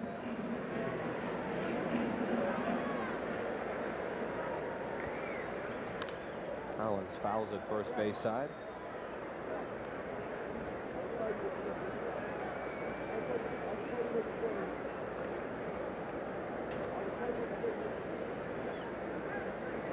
Lenny Dykstra, the runner at second base. And over at first is John Kruk.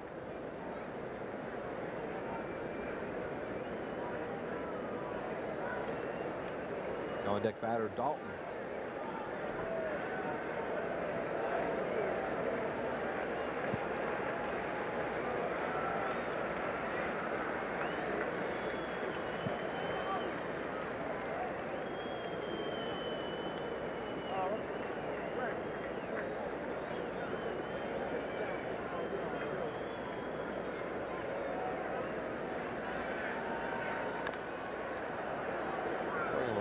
Speed pitches, and Hollins out in front, beats another one foul. Jammed him the first pitch with the fastball inside, then this time comes inside with off speed, and Hollins way out in front of him. You see, he pulls the string very nicely on this, and you see Hollins just a little bit out in front. A little bit later, and it's a perfect double play ball, which is what he's shooting for. Hollins' last time up, hooked a couple balls foul on off speed pitches. Giants leading Montreal 10-2 in the 5th inning. The Giants will be here this weekend. There's a ground ball to second and through for a base hit. Here comes Dykstra around. Corey Snyder, a strong arm and late. Dykstra scores another run, his 78th of the year. Kruk stops at second, an RBI hit for Hollins. It's 3-1 Phils. Well, there you see the importance of having a runner on first base that has to be held on. Because the ball's right through the hole there. Now, Hershiser in that situation pulled the string again, which allowed him to pull the ball over in the hole. And as a result, Harris was not able to get over there in time. Corey Snyder coming up with the strong throw. Dykstra had a good jump, scores easy. Surprising, Gary, is that Harris was over as far as he was with all the breaking balls that they were throwing. Well, that's a good point, Chris. I guess it was because they had to cheat for the double play. You have to do that, I think, but you want to maybe cheat a little bit with the shortstop. But that ball right there was pulled in the hole, not that hard. No. You would think Harris could have a chance to get over and get that. Phillies will take it. Dalton, the batter, 0 for 2. He's hit 2 balls to the shortstop. Hershiser starts in with a strike. They have Offerman played way over on Dalton, and it's worked for them twice tonight as he's hit 2 balls right at him. There you see the shortstop. Last time up into a double play with the bases loaded, Phillies scoring a run. Dalton rips a shot to right. Here comes Snyder. Oh, what a catch by Corey Snyder. Back to second. Oh, the Phillies got a break as Offerman doesn't hold on to the ball. Unbelievable catch by Corey Snyder. Well, I tell you, I didn't think he caught it initially. Wow.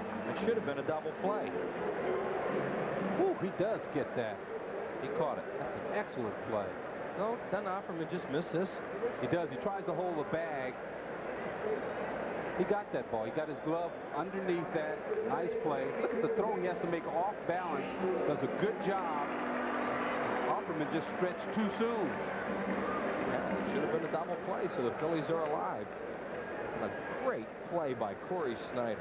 That was all possible by the jump he got. I mean, at the crack of the bat, you could see him breaking towards that line. Chamberlain swings and misses at a breaking ball. A big swing like that is only going to help you against Hershiser if he hangs one. But you got to really cut down on it and look to put that ball in play unless you get a favorable count.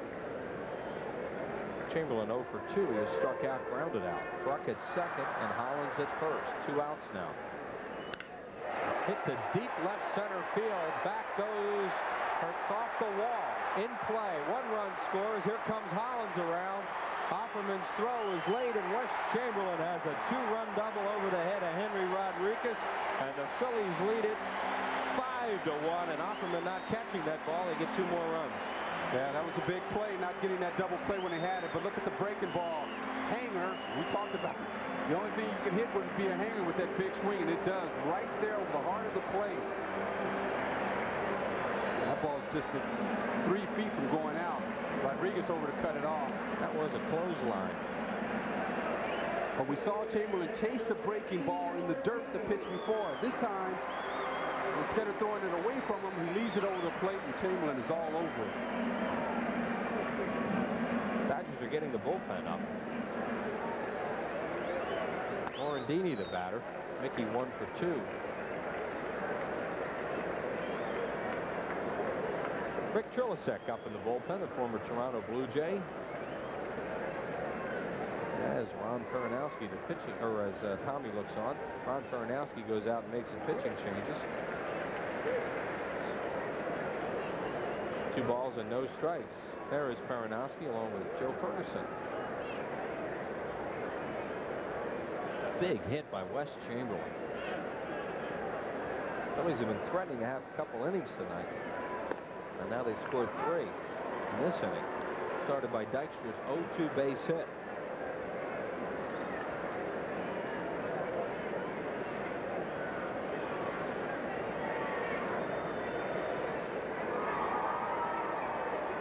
Omar Dahl, the left-hander, starting to throw also. There's the bullpen. The Dodgers have 5 right-handers in their bullpen, and Omar Dahl, the only left-hander. Which against the Phillies, most teams want to have a couple of left-handers out there with all their left-handed hitters. 2-2 to Morandini. Down the left field line, it's a foul ball. He took a shot at it.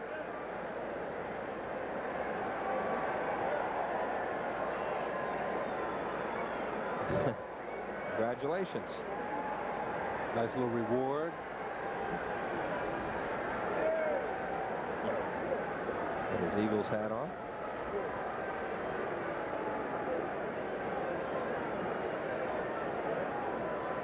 There's Chamberlain off second base. RBIs 22 and 23 for Wes on that double. His 13th of the year. Chamberlain just off the disabled list last night.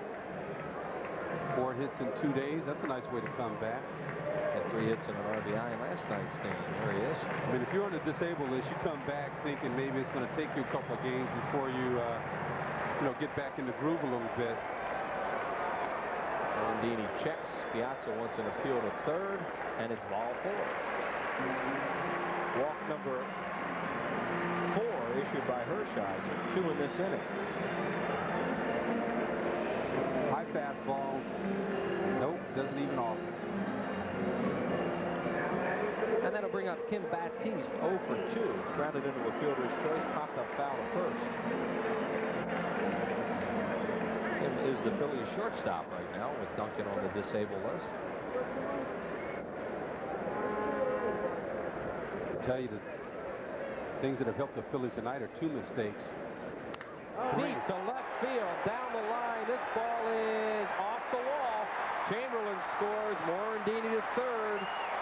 Baptiste with a double, and it's 6-1, and the Phillies have batted around here in the 5th. Well, I think there are 3 mistakes now that have been made by the Dodgers that have led to the Phillies getting the 6-1 lead.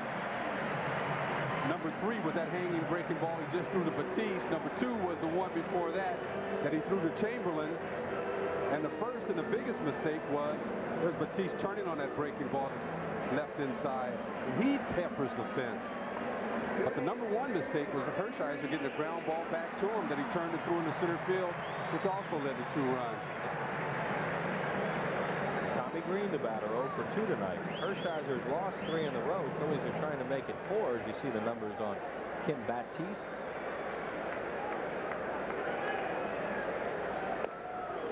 the second game now that the Phillies have knocked Hershiser around. They scored 8 runs off him in 2 2/3 innings the other time. And tonight, 6 runs off him. And Hershiser is the #1 hitter due in the 6th inning, so this will be it for him. That's why they're trying to get him through the inning. Phil's 6, Dodgers 1. Green hits a ground ball to Wallach. Throws the first. Tommy Green retired, but the Phillies have a big inning. They bat around and score 4 runs. 4 hits. 2 left. 6-1 Phils. Live from Philly, it's Bud Light. Bud Light is in the house! I'm talking about Bud Light. Bud Light is slamming! We just want a Bud Light, is that so wrong? Salute! Ah, amigo! Hey, the Bud Light, yeah! Birdman loves Bud Light. I need a Bud Light! We live in Philly and we love Bud Light. Ask for Bud Light.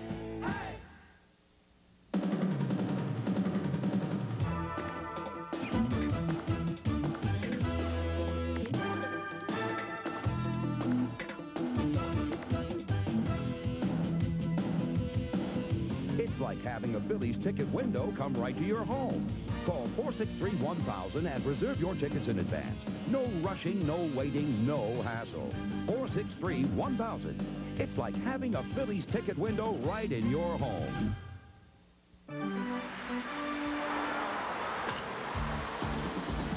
The Phillies, the Giants, the best in the East battles the best in the West. Live from the vet Thursday night at 7:30, exclusively on Prism.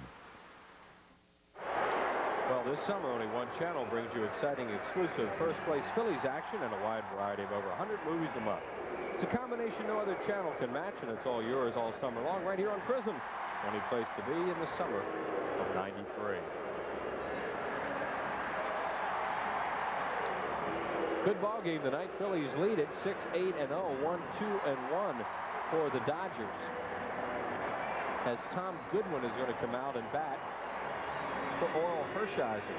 I understand they originally did give an error to Offerman on that ball he dropped at second, and then they took it away. So there's one error in the game for the Dodgers, and that was on Hershiser. Whereas Wes Chamberlain had a big hit in that inning. Well, Oral Hershiser will leave after 5.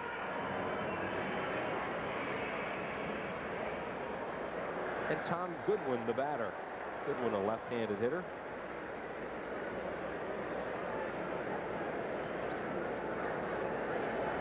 Just back from AAA. He hasn't been with the Dodgers very long, only in 11 games. And he's 0 for 2, both of them as a pinch hitter. Been used as a defensive replacement in some other games. Scored 4 runs. He's also used as a pinch runner, obviously. Goodwin can run. And the pitch is over for a strike. Goodwin, and then to the top of the order, Brett Butler and Jose Offerman.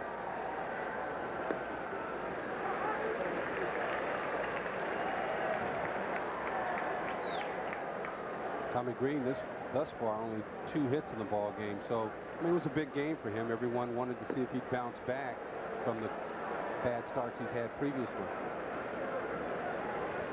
7-0 in this ballpark with a 2.06 ERA this year. Morandini has it. Play on a couple of hops. Throws out Goodwin and scoops down that line. 1 away. See why they use him as a pinch runner.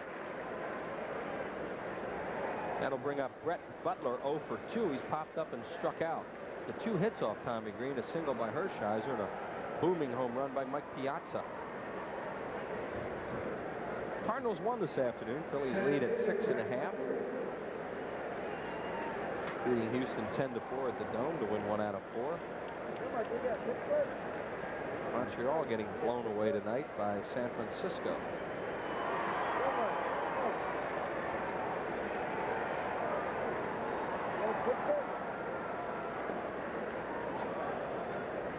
Green misses down low, ball 1.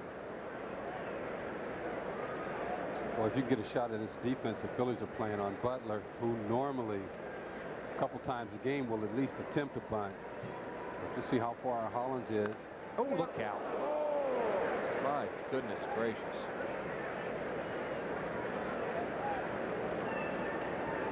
Butler hits a wicked foul sometimes, and he just did it. That's a big guy that ball hit, and he put his hand up.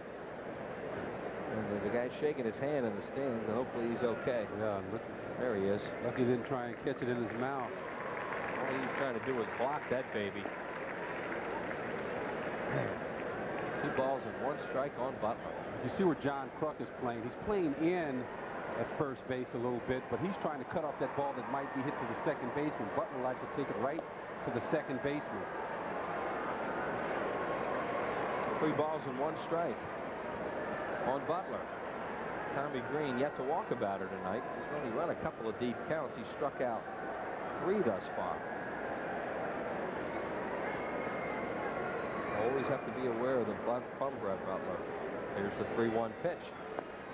Oh, a little bit low. Ball 4. He walked him. First walk of the night. That'll bring up Offerman.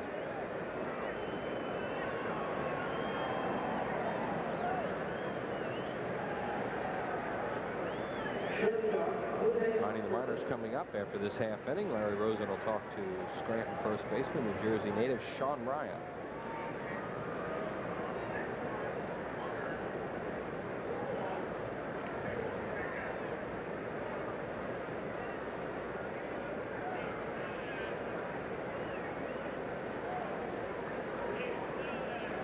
Well, now they've got that error back up there for Offerman. Just look back up on the scoreboard. The error is back up, and they just said 6 runs, 1 earned for Hershiser. So they decided to give it to him after all. So that was a key play, as we said. And they did give Offerman an error in making 5 of the runs off Hershiser unearned. I think that's a good move. It was personally because the inning was over. Sure. Ball is right to Offerman. He just happened to stretch too much, and the ball went over his head. Snyder made a great play. Sometimes you're not allowed to assume a double play. That's a ground ball double play, not that kind of play. There's 2 unusual calls. One tonight and one last night when they gave an error to the shortstop on a throw from Tony Gwynn in right field in the second base. Foul back. No balls and 2 strikes on Offerman with Snyder on deck.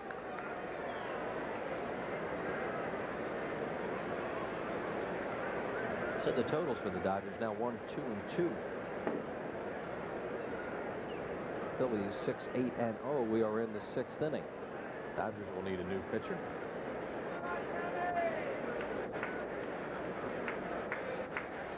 Dalton wants to go away from Offerman with a breaking ball, and he just loops it off the end of the bat into left field. Made a great pitch on him, and Offerman a base hit, the 3rd of the game for Los Angeles.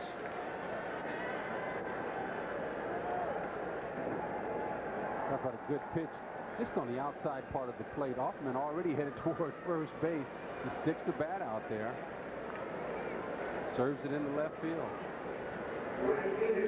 Corey Snyder made a terrific play in right field on the sinking line drive hit by Dalton. Well, bat. He is grounded to short, fly to deep center field.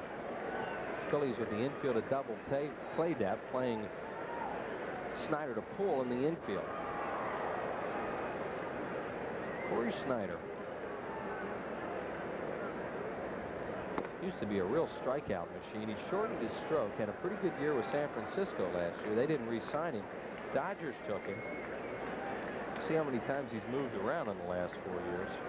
And they're happy to have him because Strawberry's been a bust this year with all his injuries, and Snyder's taken over as the everyday right fielder, one of the finer throwers in the game.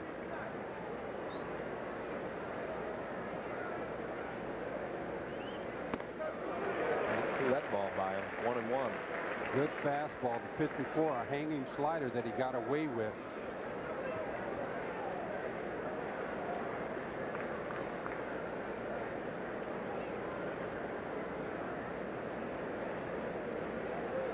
The on-deck batter is Karros, another right-handed hitter.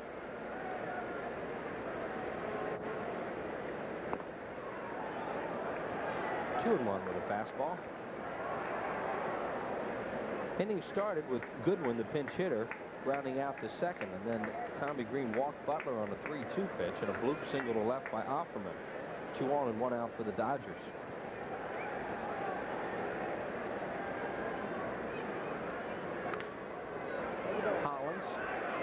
He'll just tag out Butler.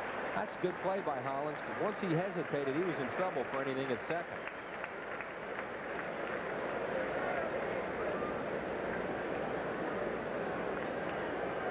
Butler wants to stop in that situation, because the last thing you want to do is have him tag you as you run by and then complete the double play by going to first.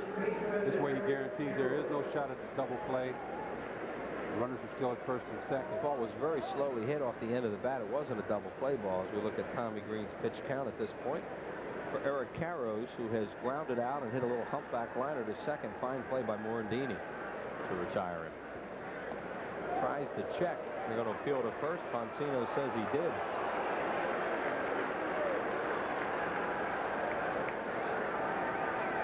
He swung his body, but not the bat through the strike zone.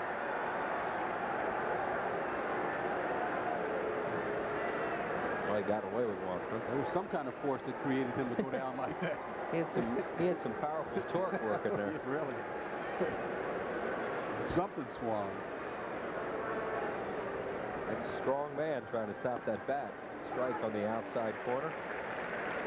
1 ball and 1 strike on Eric Carros. California native from UCLA. You should just do what they say Jim Rice did. Just snap the bat off. Philly on a check swing. Green slips again. That's the second time he's done that tonight. Tommy kind of falls off to the left, and every once in a while he'll look a little awkward out there. You got to be careful with these guys in the Dodger lineup, especially 3, 4, and 5 hitters. So this fastball doesn't catch the corner at all. But 2-1 now. He got away with 2-1 to Corey Snyder. He had a weak ground ball to third. We're back in that same situation again. With Piazza on deck, his homer. Comes back inside with a fastball and misses. Good idea, but inside. Now it's 3-1 and more danger.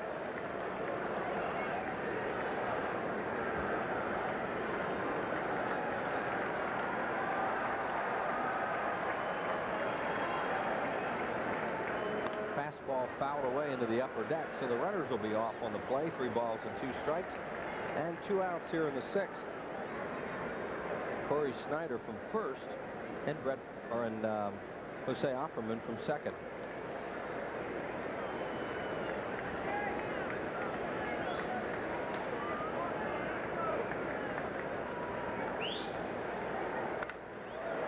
The center field, and Dykstra is right there. Hit it on the nose and right at Lenny.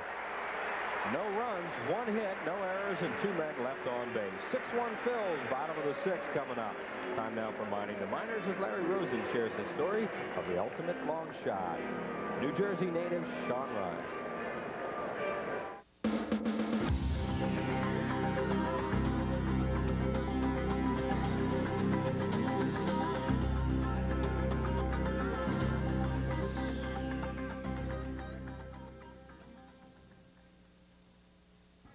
The dream remains alive for Rutgers University product Sean Ryan.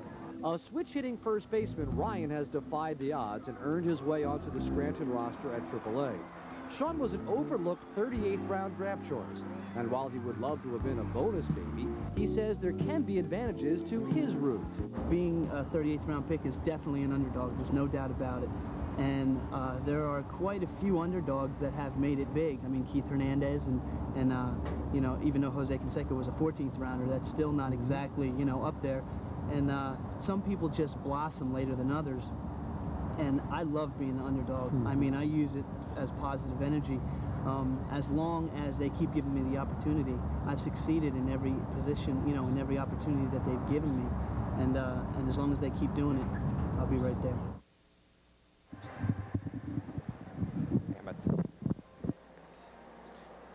Here's the next homestand coming up. It'll be the coast teams will coming to town. Right now, the Dodgers are here, and then the Giants. Boy, what a weekend that should be. San Francisco Giants Thursday, Friday, Saturday, and Sunday. Well, don't miss that one. The Giants are just a high-powered scoring machine right now. They've been getting great pitching, and the Phillies are going to have them for 4 games. This is Rick Trilasek, who was with the Toronto Blue Jays in spring training.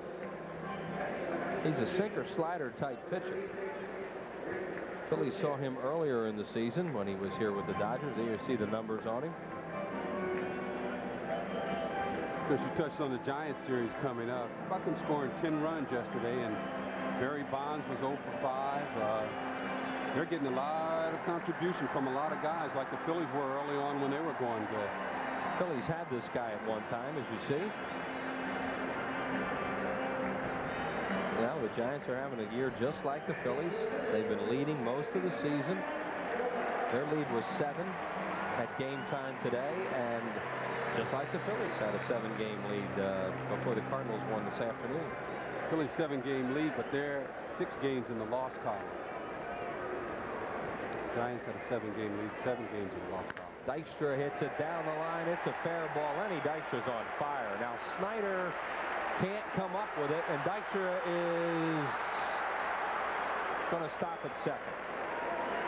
You really have to respect Corey Snyder's arm. So Dykstra, when he saw him reach down for it, he had already gone into slowing down at second. He just stays with a double. Well, Lenny's hot right now. As hot as he was cold early on. This ball, look, it lands foul, crosses the bag in fair territory. And Snyder just coming up. He knows he's going to have to hurry. Tries to backhand it, but can't get it. It's a do-or-die play if he was going to try and have a shot at Lenny and couldn't make it. There you see his average up to a season-high 297. He said he's going to hit 300, and he's closing in on it. I think it was he said he was going to win a batting title. Well, yeah, I think he backed off from that one. Milt Thompson, the batter. That's Lenny's second hit of the ball game. Thompson tonight is 0 for 3 with a run scored as Dykstra leads off second. Phillies trying to add to their 6-1 lead here in the 6th inning. Trilicek sinks a ball to Thompson, who fouls it off. Trilicek's longest outing of the year was against the Phillies on May the 2nd. He pitched 3 innings. He stranded his last 13 inherited runners, so he's done a good job coming into games for the Dodgers in relief. 1 ball and 1 strike to Thompson, trying to pull the ball. Lenny Dykstra sees it bounce away from Piazza, and he moves over to third on a wild pitch.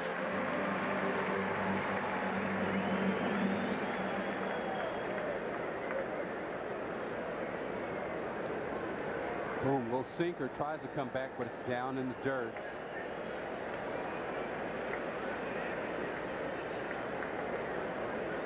So Dykstra at third base. Dodgers will have to bring the infield all the way in. Trilicek now works from the stretch, and the pitch is up high, 3-1. The on-deck batter is Kruk. Dodger bullpen is quiet. Huge crowd here tonight for the fireworks display after the ball game. Thompson walks, ball 4.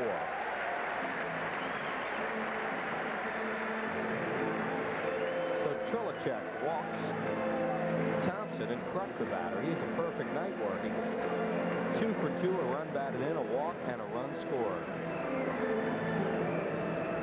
The pitcher on the mound just walked the hitter and is going to be trying to get it over.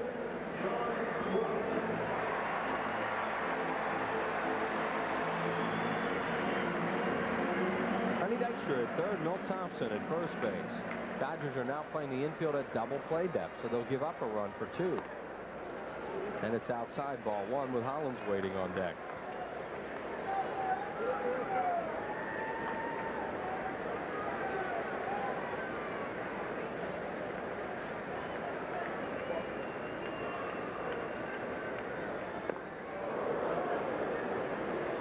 Good sinker ball. Is he expressive? Fun when he shakes his head. 1-1 to Kruk. Ooh. Base hit left field. Dykstra scores. Thompson to second. 7-1 Phillies on another RBI hit by Kruk. John Kruk is amazing. He swung and missed that pitch. That's when you noticed all the expressions he was making. This time, he doesn't take that big swing at it. All he does is just put it in play right down the line. Trilicek throwing him that sinker away, trying to get a double play ball, and he just beats it in the left field. Infield was playing at double play depth, but the corners were playing in. try and...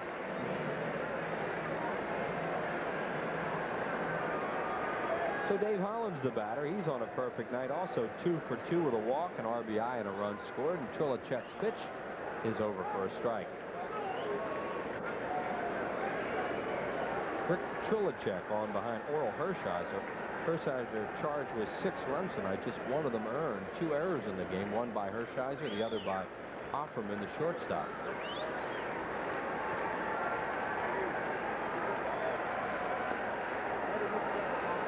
And Piazza has to scramble after that one. It's 1-1.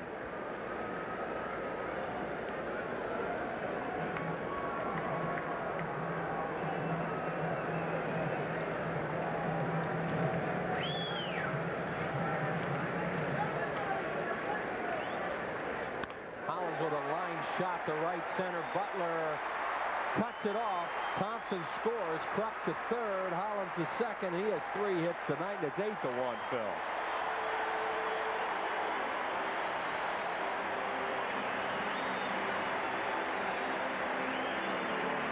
It's a fastball up in the strike zone. Hollins lines it in there. Bill Thompson held up to make sure the ball was not caught. Then he got on his horse and was able to score. John Krupp, running all the way, was able to go into third easily. And here comes Darren Dalton. He's had men on base all night. They have a base open, and they will pitch to him down 8-1. Grounded into a double play with the bases loaded, and then got robbed by Corey Snyder his last time up.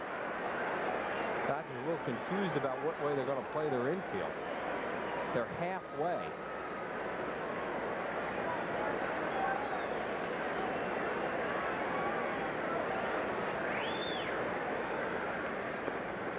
It looked like he might have, well, no, I guess he didn't cross him up. He just threw him a breaking ball. Piazza had a little trouble with it.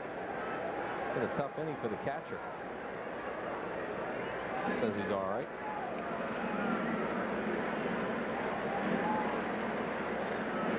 Phillies coming into the game tonight with 164 doubles. Now they're going to walk him. But Dalton just can't pick up any RBIs right now. They're going to walk him and load him up with nobody out for Chamberlain. That is respect. Both playing the percentages as well. At least you have a force now at every base. And West tonight had a big 2-run double his last time up. And he scored a run. The Phillies with 4 runs in the 5th. 2 in the 6th, and still batting. They had gotten 2 in the 3rd, lead at 8-1. You know, Tommy Green comes out tonight and is pitching very, very well. And it's like it's loosened everybody up. Everybody looking for Green and Schilling to get back on track, and Green is tonight. Well, you know, Tommy Green, he had to come out, and he held the Dodgers scoreless to give the Phillies a chance to come up and score first. So that was important. There he is. I mean, but personally, obviously what he's been going through his last few starts, it was good for him to pitch for Tommy Green. He needed to have that for himself. I think Jim Fregosi definitely wants him, if he has to leave this game, to do it with a good taste in his mouth.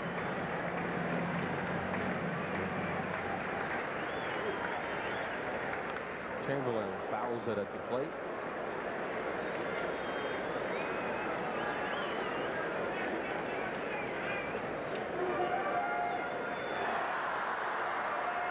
Chamberlain saw a pitch he liked up a little bit, just got hit over the top of it. This big crowd is roaring here tonight. Over 50,000 for the fireworks.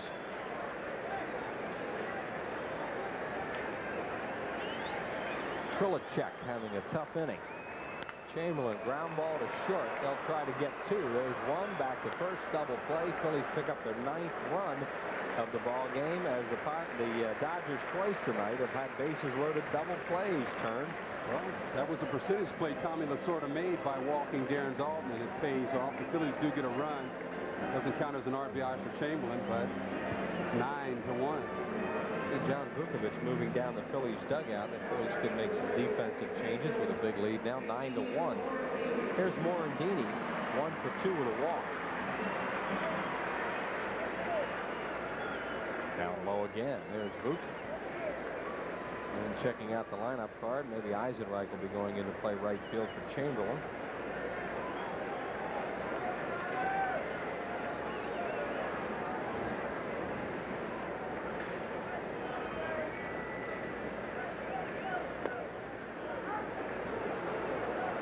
ball and 1 strike. Tomorrow night will be Pedro Astacio, who won his first Major League game against the Phillies last year out in Los Angeles against Curt Schilling, also on the comeback trail. Wanting to come out and pitch a good game tomorrow night. Ramon Martinez and Terry Mulholland on Wednesday, all of them on Prism. Morandini fouls it. You know, Morandini has a tendency to chase that ball low and in, which results in hitting it off your shin quite a bit. There's Schilling right there, tomorrow night's pitcher. Still has good numbers. Well, you know, and he feels confident a little bit more, I'm sure, after Tommy Green comes out and has a good day. It's definitely contagious. And that guy he's talking to has just pitched great for the Phillies lately. Ben Rivera, 5 straight wins, 9 wins for him. Must win for the Phillies last night, and Rivera got it for him. Strike 3 called, and Morandini can't believe it. As Hahn keeps having that big plate away, the Phillies in the inning pick up 3 runs on 3 hits, no errors, and 1 left.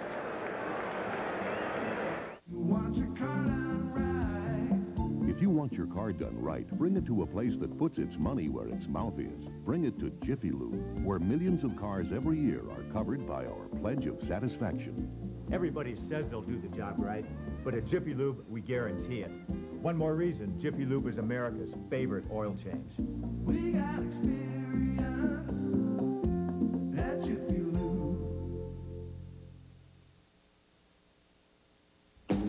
What does it take to be a mountain man? Do you need a big horse? Do you need a deep tan? Do you have to have a saddle? Do you have to have the gear? Well, the simple truth is you just gotta have the beer. Bush beer, an easy drinking Bush Light. Have you got what it takes to be a mountain man?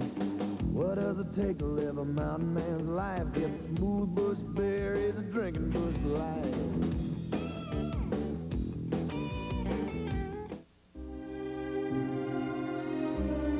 Near the end of innocence came the beginning of manhood.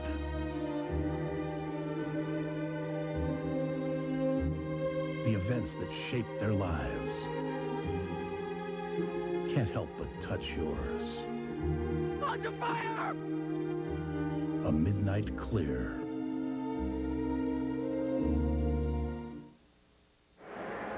And here's the pitch that Morandini was called out on as Jay Johnstone rejoins us. Wow.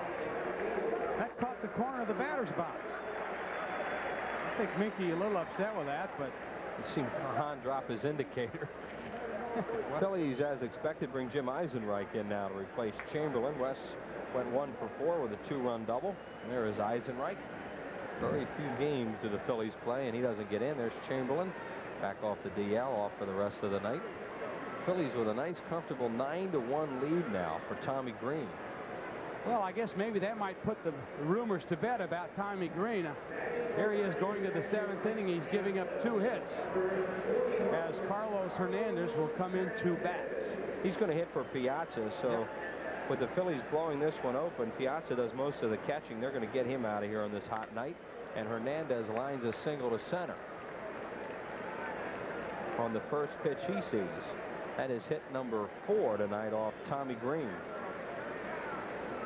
The annual Phillies Family Autograph and Auction Party is scheduled for Monday night, August the 2nd at 6 o'clock. All proceeds will benefit the ALS Association. A lot of fun that night. Autograph booths, silent live auctions, fun and games. Tickets are on sale. Call the Phils at 463-1000. We can get them right down here at the vet. They are limited. Tim Wallach, the batter, 0 for 2, a fly ball and a ground out. Breaking ball, swings through it. I had the opportunity to listen to you and Gary while you were chatting in the 4th, 5th, and 6th. And you know, partner, all those Dodgers shortstops from years ago must be turning over in their grave watching what's going on here. The Dodgers team has always been built on defense as this ball gets away from Dalton, and Hernandez will go to second on a wild pitch. The Dodgers really have been hurt by that shortstop position, and tonight 3 different times, as we see it one more time, as Green bounces this one and Dalton tries to get out in front of it, it goes off his shin guard. What do you think? Yeah, it really didn't hurt him until he dropped that ball at second on Corey Snyder's throw. The other ones he got away with. Well, how about being out in short center field on Hollins's double when he should have been at second base waiting for the relay throw? 1 ball and 1 strike to Wallach. Well, Ackerman's a strange player for the Dodgers. You know, some people think he's going to be a good player, and some people don't. And obviously, you're not on his side. I didn't say I wasn't on his side. I'm just saying maybe it might be a good time for him to move to a different club, start all over again. You know, you make 40 errors a year. It's time to take up watering the flowers or something. Tommy Green misses outside. It's 2 balls and 2 strikes. There he is. Jay's favorite Dodgers shortstop. No, I'm not. I think the kid has a lot of ability, but you know, you've seen players that have played for teams. We had a player here earlier, Juan Bell, just could not play for the Phillies. They had to move him, and he's playing well. Deep right center field. Eisenreich is there at the track, makes the play, and Hernandez will tag and head over to third base. There's 1 out. The frustrating part for the Dodgers is that they had a chance to get Ozzie Smith about 3 years ago. They were being offered Ozzie Smith and really didn't have to give up much for him, but well, that's the way those things go, you know. And there's the man that's suffering right now and going through. Dodgers last year led all of baseball in the world in errors. This year they're playing much better. Actually, their team is much better this year defensive-wise, with additions of Reed and Wallach, but and Corey Schneider, that play he made in right field, fabulous catch. So they're a much better defensive team this year. Henry Rodriguez, the batter, 0 for 2 with a strikeout and a fly ball, fouls it out of play. Tommy and Ron Baranowski, the pitching coach, talking over. Ricky Trilacek is on right now. Doesn't it look like George Goebel sitting next to Lasorda? Remember the George Goebel show? Rodriguez fouls it off. Look at it. That could be a reincarnation of George Goebel. Look at that. Calls himself lonesome. Roger McDowell starting to loosen up. Now there's one of your favorite players. That's a good guy right there. Mm-hmm. He will make you laugh. Yes, he will. And a nice guy to have on a club. Too. Rogers pitching really well for the Dodgers, too. 1 ball and 2 strikes. There's Tommy Green at 100 pitches. We are in the 7th inning with 1 out. 100 pitches. Oh, my God. They probably ought to they better get him out of there. According to them talk show hosts we listen to. Phew. Thompson can't come up with it, and a run will score. Dykstra into second with the throw, and that will be a double for Henry Rodriguez. Nice backing up by Dykstra. Now that's a mark of a good center fielder. You see the left fielder coming in. You know he's going to leave his feet. Now watch Dykstra circle around behind just in case the ball gets behind Thompson. It does, and it's even deflected a different way, but Dykstra's able to play deep enough and circle around far enough back that he's able to cut that ball off. That's just a good play by a hustling center fielder. Lenny Harris, the batter. He is 0 for 2 tonight. Dave Hansen moves into the on-deck circle to bat for Trilacek. And David West starting to loosen up for the Phillies.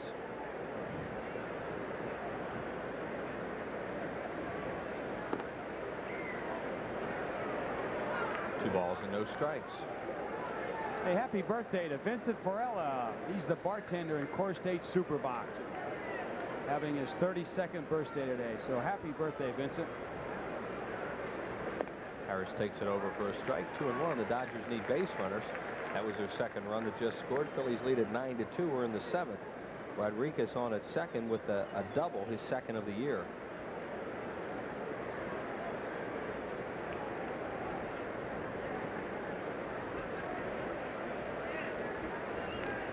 Foul back. He doesn't get cheated, does he? Mentioned how bad the Dodgers were defensive-wise last year. This year, the Dodgers are playing even better than the Phillies. They've only made 62 errors on the year. Of those 62, of course, the shortstop has made 21 of them. And they've turned 69 double plays, more than the Phillies have turned. Well, the Dodger defense much improved this year over last year. Harris fouls it away left side.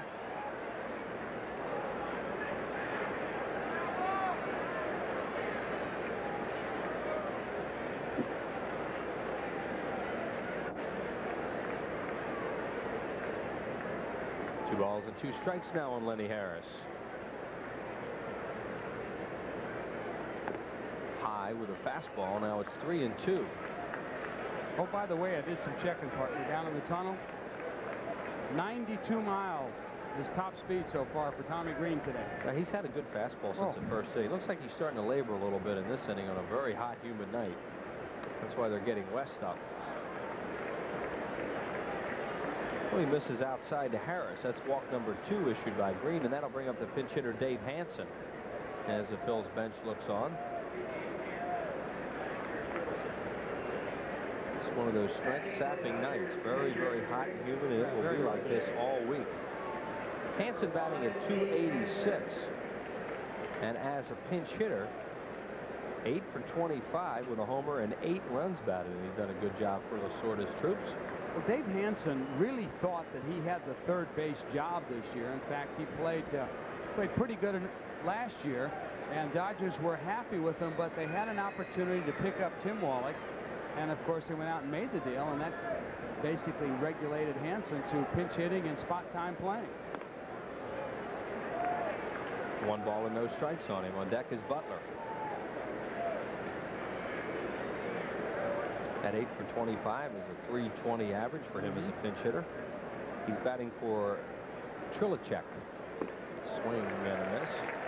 Actually, a foul tip held on to by Dalton. Trilicek will be charged with 3 runs on 3 hits. He walked 2, one of them intentional, in 1 inning of relief work for the Dodgers, behind Oral Hershiser, the starter.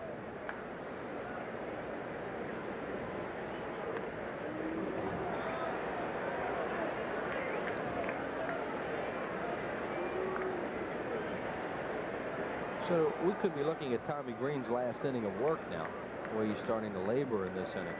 Phillies are into the 7th and lead it by 7.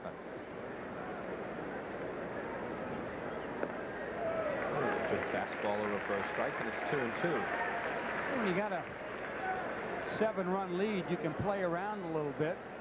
You can give your bullpen a couple of guys out there an inning's worth of work each. So it gives Jim Fregosi the opportunity to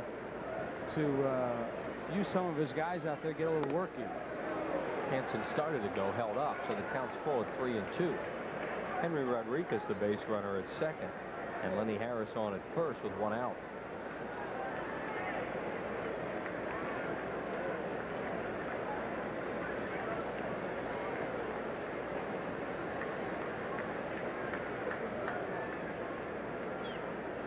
Fastball hit to right field. Eisenreich can't get it. He blocks it, and the bases are loaded. Eisenreich was playing deep. You don't want to let an extra base hit get by in that situation, so he wasn't able to come on and make the play. That's hit number 5 for the Dodgers, and here comes Fregosi. As he sees Tommy Green laboring in this inning, he's going to come and get him. Green pitched well tonight. Good time to get him out of the game. He's going to go to David West, the left-hander. So Tommy Green will leave as Fregosi heads out to the mound. Phillies lead at 9-2. Back with more after this.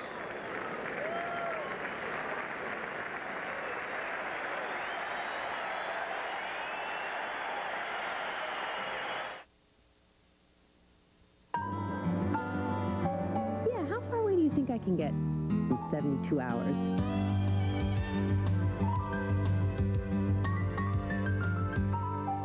I wouldn't trust my car past the city limits.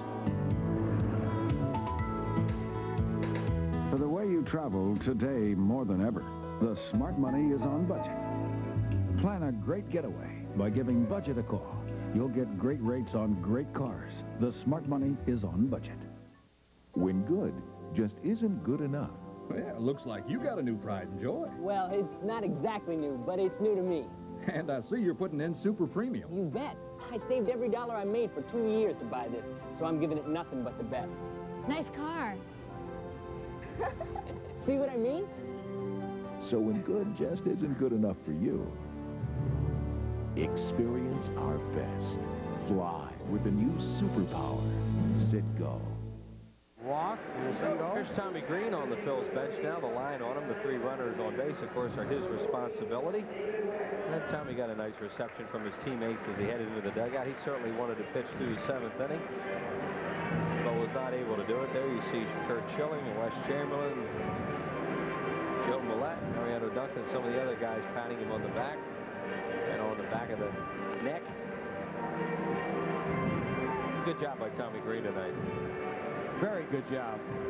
And David West, the new pitcher for the Phillies. There are the numbers on the left-hander. A good time to bring him in, too, with Butler. Butler will stand up there and take some pitches. He will walk. And Offerman, the switch hitter, due to bat after Brett Butler. David West, in his career against the Dodgers, has only been in one game, and he pitched 1 inning. And it was a scoreless inning. There's the 6'6" left-hander getting ready to go as the Dodgers have the bases loaded. And Brett Butler, the batter, 0 for 2 with a strikeout, a walk, and a pop-up. Butler batting at .308. Rodriguez at third, Harris at second. And the pinch hitter Hansen on at first base.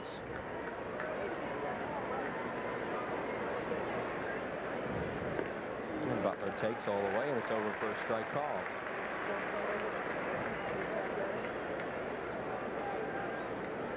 Brett Butler has a career grand slam when he's with those Cleveland Indians. That's when the wind was really blowing out there. Butler's not going to hit a whole lot of homers. That is not his game. And Butler got time from Bill Hahn just as West was ready to fire.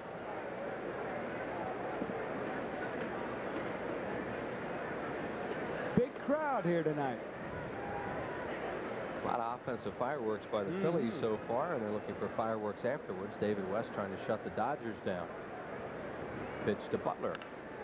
Chops a ground ball to short off the glove of Batiste. 1 run scores. It's 9-3, and they're still loaded. How many infield hits did you say Butler had this year? He's had a bunch last year. I think you mentioned he had over 40. That's 24 of them. 24. Wow.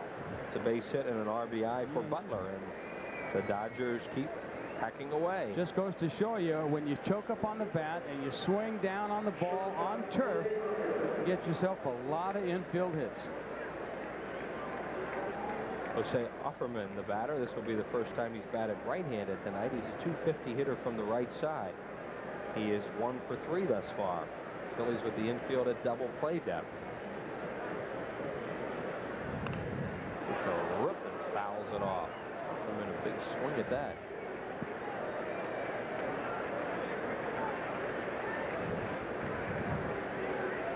That run charged to Tommy Green. Still 2 more out there, his responsibility.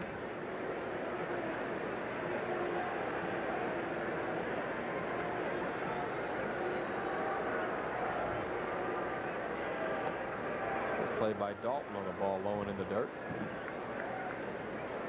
Phillies play Offerman hitting from the right side to hit the ball to right field. Thompson almost about 5 steps towards left center. Dykstra about the same over in right center.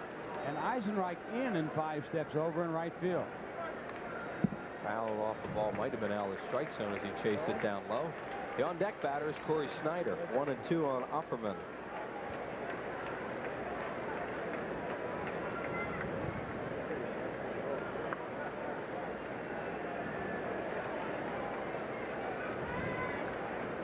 Made a key error in the ball game tonight, allow some unearned runs to score. 1-2 pitch on the way. Ground ball to first. Kruk is going to get an out at second. That's all they'll get. The Dodgers will get another run, and it's 9-4 as Offerman grounds into a fielder's choice and picks up RBI number 30, tying his career high set last year. And the Dodgers with runners at the corners now and 2 outs. Offerman kind of late on that swing. The ball right at Kruk. Kruk makes a good decision to go and get the lead runner at second base. And Butler keeping the force in order. And keep the force in order. So Snyder, the batter, 0 for 3.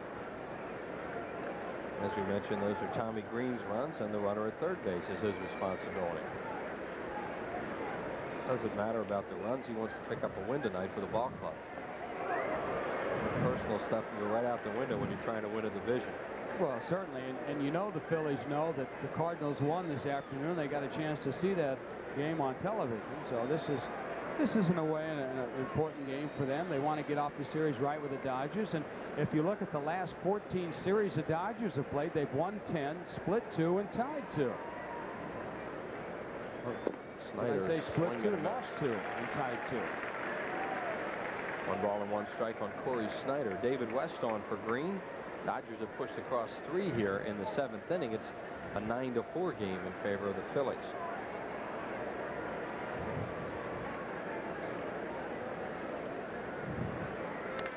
Fly ball right field, hit well. Back goes Eisenreich at the wall, and he has just enough room to reach up and grab it.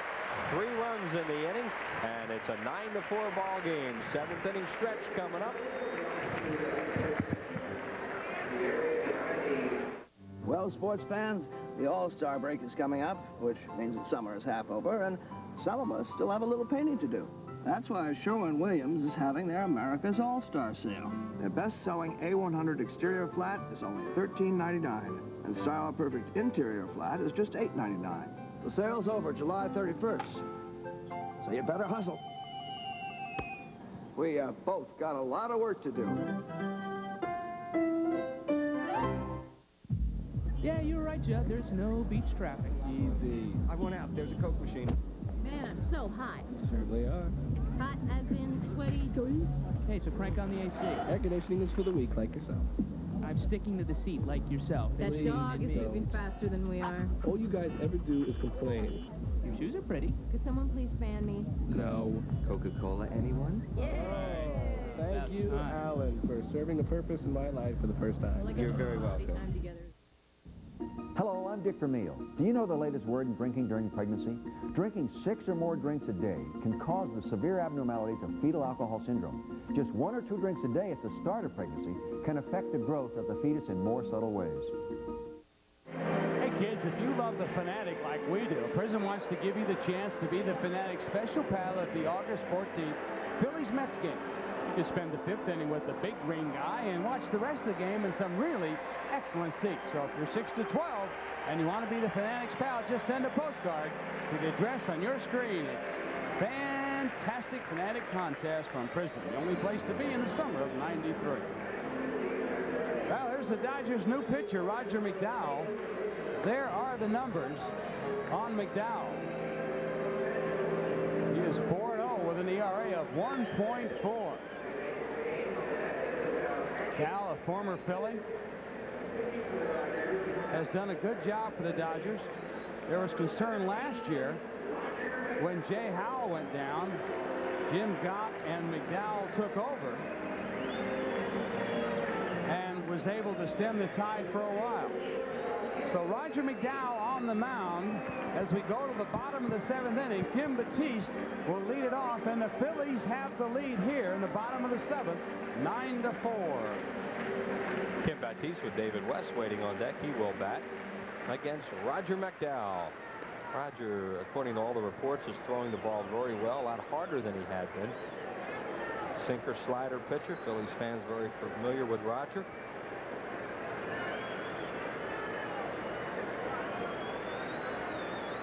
There's that hard sinker ball. Yeah, the reports, Chris, were that McDowell had got into a situation where he was throwing the ball a little more out from like the 3/4 area, and he was kind of losing that good snap, not getting the sinker. Karinowski got him back on top of the ball, from what we've heard, and his ball is really moving down out of the strike zone. There's a good breaking ball. So he picked that good sinker back up from getting his arm more on top. And he strikes out Kim Batiste, the first batter he faces. Now we'll show you the motion right over the top, and you can see that ball. He also has a split finger pitch. Roger pitching very well. He's allowed 2 earned runs in his last 23 and a third innings. That's a 0.77 ERA in 19 outings. David West, a good hitting pitcher with 2 hits, including a center field double. Swings and misses at a sinker ball. Wow, look at the break on that sinker ball.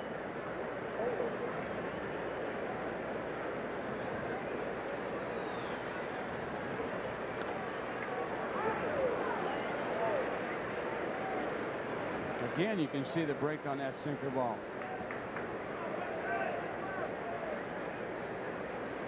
West up the plate, batting left-handed, has seen 2 terrific sinker balls, and West knows he's a sinker ball pitcher himself. 1 ball and 2 strikes on West with Lenny Dykstra waiting on deck.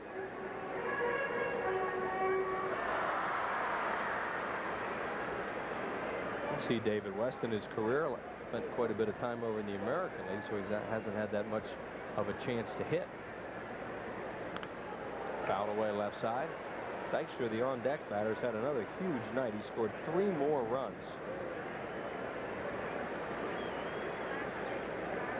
You remember, McDowell was traded to the Dodgers for Mike Hartley and outfielder Braulio Castillo back in July of 1991. And then Mike Hartley was traded for David West. 1 ball and 2 strikes to West. Off the end of the bat, a line drive on 1 hop to the shortstop Offerman. Throws out West. 2 up and 2 down here in the 7th inning. West did a pretty good job for not being at the plate too much, getting the bat on that ball. And here comes Lenny. What a night he's had. He now has 79 runs scored. 2 hits and 3 at-bats, and he's also walked. And his average at .297, a season high for the dude.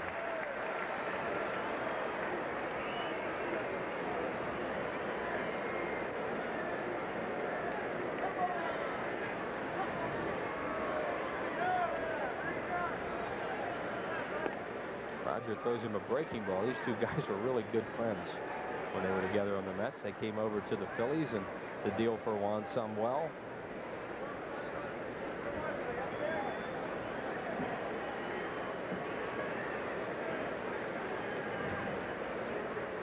There's another one. He's just playing with Lenny right now. Look at Lenny laugh. Kind of a laugh. You know, it's and Lenny, yeah, that's pretty good breaking ball. Where'd he get that?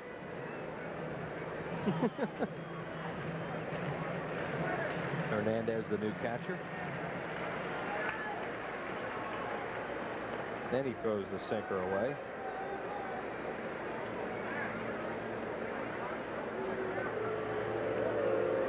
Lenny's getting a kick out of Roger the way he's approaching him right now.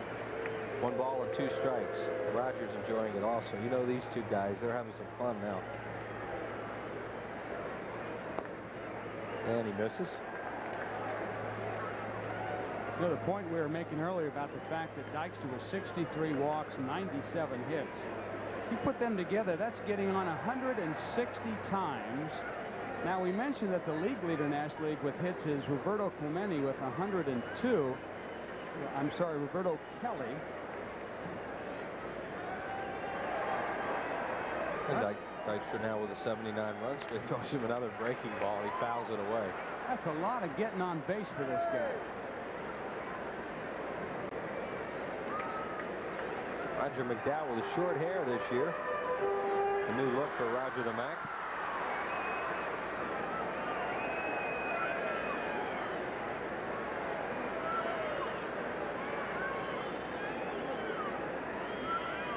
Roger now 32 years of age, born in Cincinnati.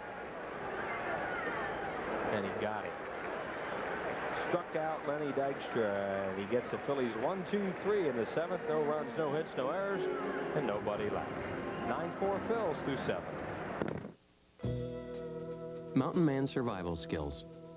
The basics. A true mountain man must have a keen sense of direction, a certain physical dexterity, and a talent for surviving the most unforgiving climates.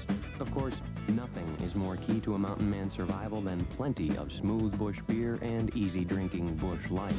So, head for the mountains and learn how the mountain man survives even the most grueling conditions.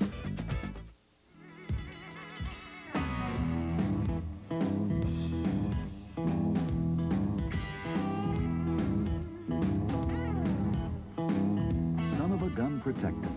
Nothing works better on your car's leather, vinyl, and rubber.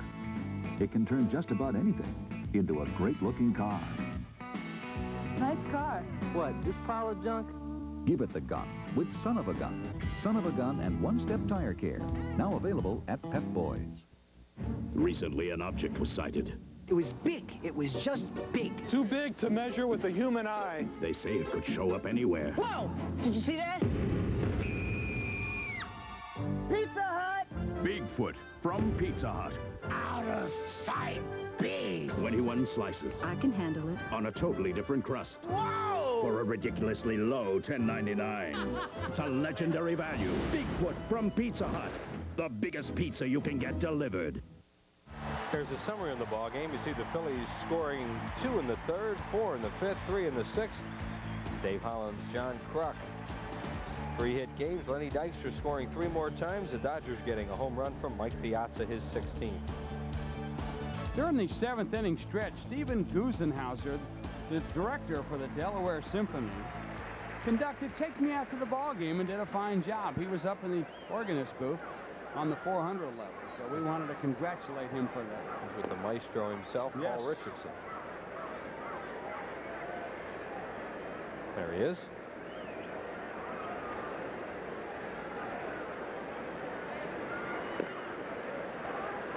Eric Karros, the batter. He is 0 for 3. Karros, Hernandez, the catcher, who replaced Piazza, and then Tim Wallach. 3 right-handed batters to follow face David West here in the 8th inning. Strike call.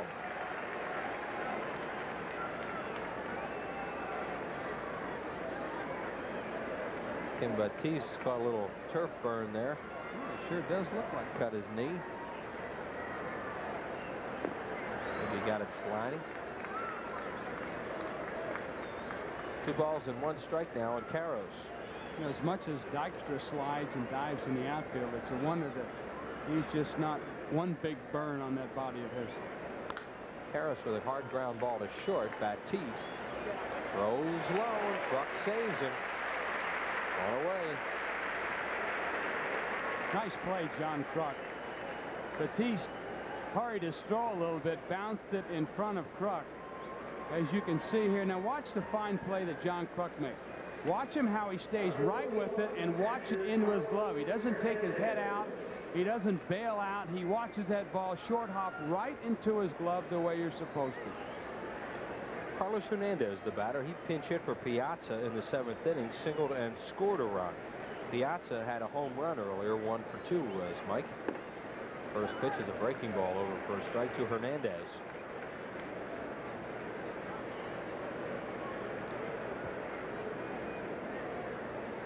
On deck batter is Wallach. Great play, Kruk. West is there. Got him. What a play by the Krucker. Hope he's all right. Hit that ground hard. You know, we talk so much about John Kruk's hitting ability. We tried to make a little mention of his fielding ability on the last play that Batiste threw in the dirt, but right there, that tells it for itself. You don't have to have us tell you. Look at that. He dove for the ball, picked up, and then make the perfect toss to West covering. You can see that when he landed on the turf, probably bothered his knee a little bit, but that's a gamer right there, folks. Made 2 fine plays in this inning, and here's Wallach 0 for 3 tonight. Look out, there goes the bat right into the photo booth area.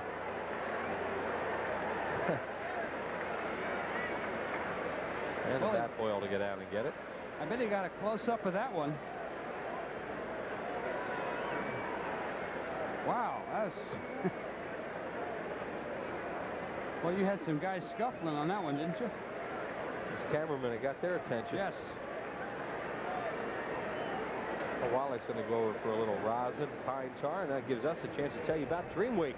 Week number 1 is already filled up. Week number 2 is rapidly filling up, so don't hesitate. Make that call right now, 938-1200. You'll be down in Clearwater, Florida with us next year, and what a great time that is.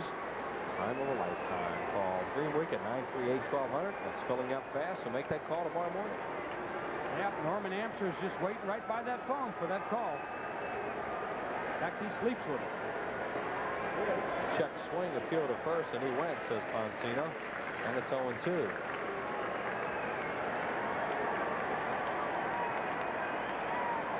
Crowd getting fired up for the fireworks right now. They're doing the wave again. Phillies have given them a good show tonight. David West pitch on the way to Wallach is a swing and a miss. He struck him out 1, 2, 3 go the Dodgers. In the 8th inning, no runs, no hits, no errors, and nobody left. To the bottom of the 8th, 9-4 Phillies. Can Texaco System 3 gasolines help reduce an engine's filthy deposits? You know, it's no illusion. System 3 helps make filthy deposits. What are y'all doing there? Oh, disappear. where's my car? All it took was System 3, and now my Bronco takes off like my Thunderbird. System 3 really whipped those filthy deposits. Well, I love it when she talks like that. When it comes to performance, in cars both new and old, you can count on every grade of Texaco System 3. Where's my car? Who's your favorite Philly? Darren Dalton? No. Lenny Dykstra? Terry Mulholland? Well, who is it? Everyone loves the Phillies, and every kid loves the Fanatic. If you're 6 to 12 years old, you could be the Fanatic's special pal at the August 14th Phillies-Mets game. You'll spend the 5th inning with the big green guy, and you'll get really excellent seats for the rest of the game. Send a postcard with your name, address, telephone number, and age to this address. It's a fantastic, fun-filled contest just for kids from your Fanatic friends at Prism. St. Louis Cardinals are going to be here July 27th, 28th, and 29th. Should be a great series, so get your tickets now and be sure to watch it on Prism. It's the rematch you've all been waiting for. The only place you can see it is on Prism. All 3 games are that important. Phillies series, and then tomorrow night we'll be on with Mike Piazza and the Los Angeles Dodgers. Larry Rose's pregame show at 7 and the ball game at 7:30. Left-hander Omar Dahl coming into the ball game. Fastball, curveball, slider. Likes to keep the breaking ball away from the left-hand batter. And he will try and run the fastball in under the hands. On the right-handers, likes to sink it away and then bring that slider down and in, like Terry Mulholland. Omar Dahl, the only left-hander in Tommy Lasorda's bullpen, not even in spring training with them this year. He is 6'3", 160-pounder. 21 years of age, born in Maracaibo, Venezuela. Dahl pitched at Albuquerque and San Antonio last year. And as Jay said, is basically a breaking ball pitcher.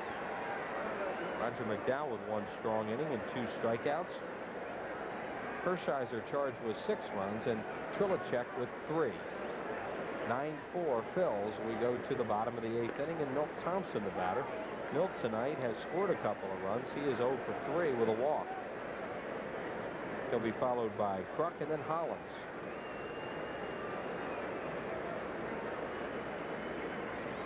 Breaking ball from Dahl is high.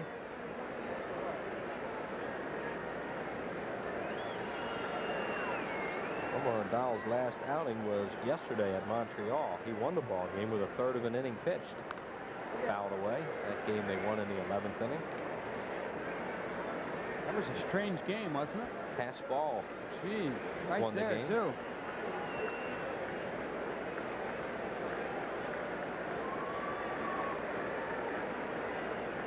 Phillies have seen Dahl 3 other times, pitched a total of 5 innings. He's 0-1 against the Phils, with an earned run average of 3.60. A little comebacker to him on 1 hop, throws him out, 1 away.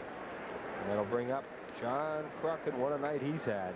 3 for 3 with a walk, 2 RBIs, and a run scored, and played brilliantly at first base. John Kruk at game time was at 3:45, and you see now he's at 3:52.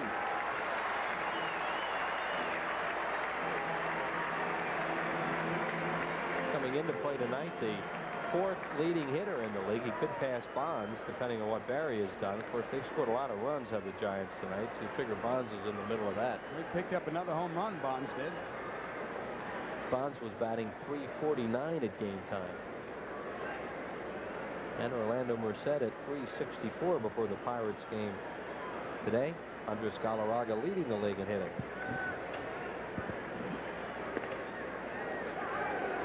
Dahl gets it over, and it's 0-2 to Kruk.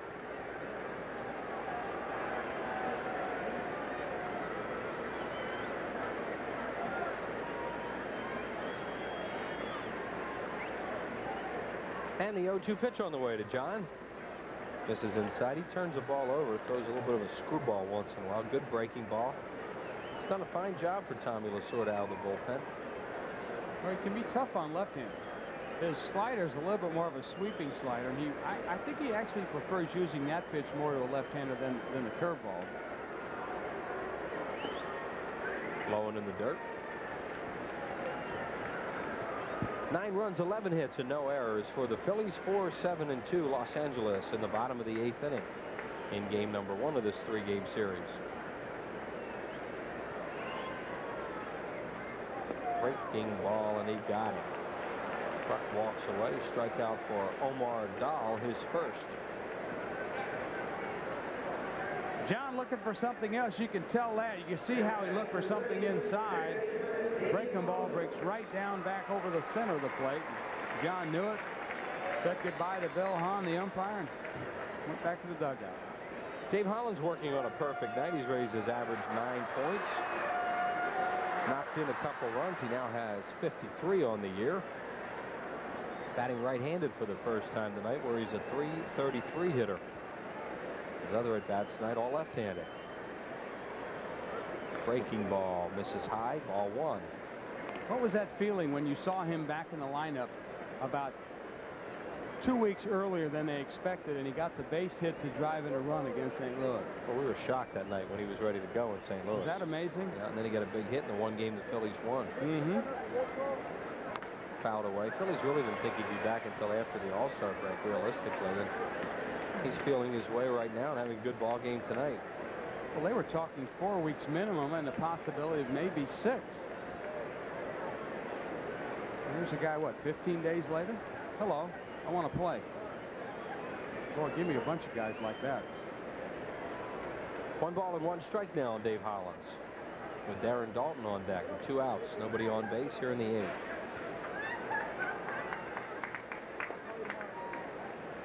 This is low with a breaking ball.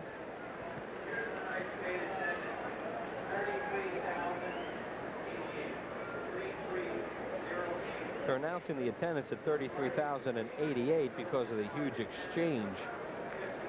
There are over 55,000 in the ballpark tonight, but a lot of people did exchange their tickets from Friday night and use them for the fireworks tonight. Which was a terrific gesture by the Phillies to do that because of the long rain delay and the length of the both games in a doubleheader. Dave Hollins 1 for 2 off Dahl this year.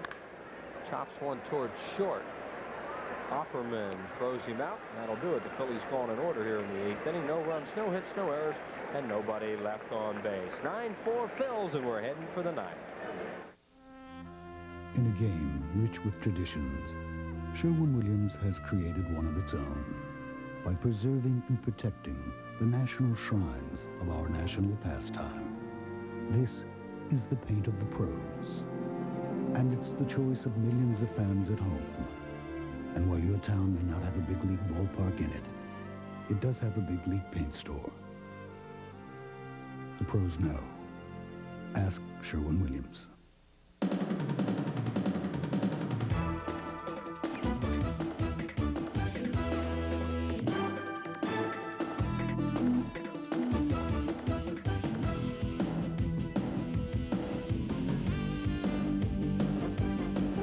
If you've got a group of 25 or more, we'll give you a great time at a Phillies game. For all the details about a special package for your group at a Phillies game, call 463-5000. I can see clearly now the rain is gone. I can see all obstacles in my way. Gone are the dark. Presenting the RCA 52-inch projection screen home theater. It's bigger and brighter than almost anything out there. RCA Home Theater products at Bryn Mawr Stereo, where we sell Goosebumps. Here's your National League scoreboard. Finals today, Cincinnati over Pittsburgh. Cardinals behind Donovan Osborne's 7th win. Florida and Atlanta 6-6. Gary Sheffield's at number 13. John Burkett, who is this guy? Going for his Major League leading 13th win tonight.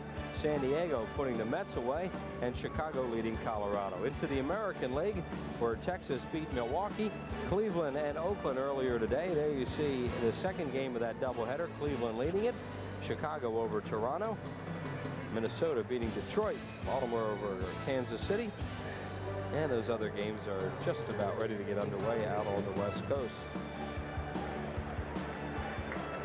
Juan Gonzalez won that game for Texas today with a 2-run homer, his 21st home run of the year. That guy is a bona fide bomber. Yes, he is. Henry Rodriguez is going to lead it off. David West trying to complete this ball game. Broken bat. There goes the barrel. Eisenreich chases it down, and Eisenreich's there. The barrel bounced into the stands. And it looks like everybody's okay over there as the guy has a barrel of that bat, and there's one out here in the 9th inning. That's called getting in your kitchen. West got in Rodriguez's kitchen. The ball went out to medium right. Watch the bat. As you can see it, Rodriguez still is holding onto the handle, and luckily the bat bounces after one hop into the lower section of the stands there, but nobody was hurt. And Mike Sharperson is going to come out now and bat for Lenny Harris. Sharperson batting at 171 with a homer and 4 runs batted in. And Mitch Webster is on deck to bat for the pitcher Dahl. This is a nice outing for West, getting some work in. He could go 2 2/3 if he finishes this game. Would not be eligible for a save. He'll fall a third of an inning short.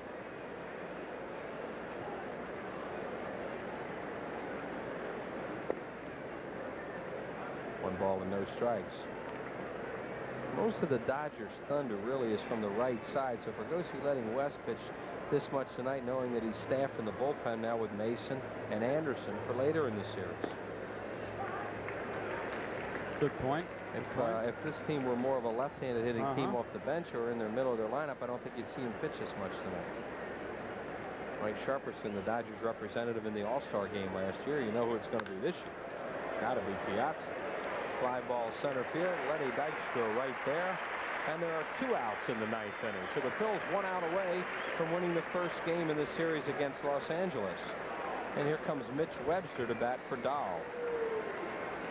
Mitch Webster, a switch hitter. A little quicker from the right side, batting at 264.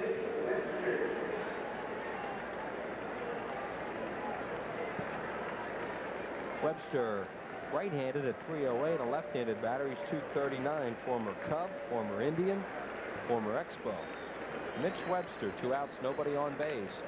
And he gets a base hit to right field, right off his thumbs. He'll take it. Yes, he will. That's a pinch hit for Webster. That's right. That's his 4th pinch hit on the year. Hasn't done too well in that department, but looks like a line drive in the box score tomorrow. Had his hit number 2 off David West. Tommy Green gave up 6 in his 6 1/3 innings.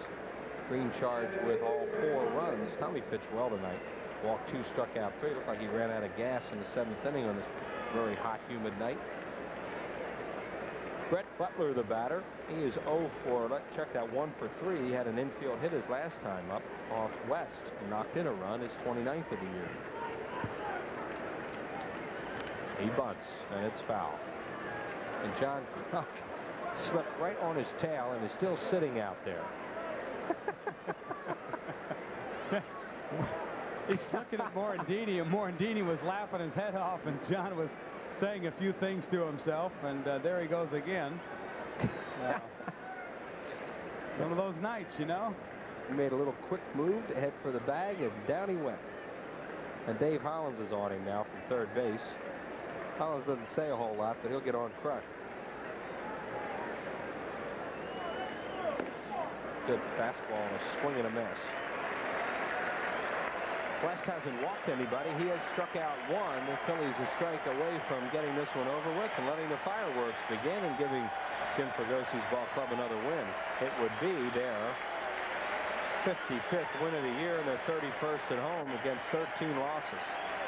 And keep their lead at 7 over the Cardinals. And Butler fouls it away. He is always tough to strike out.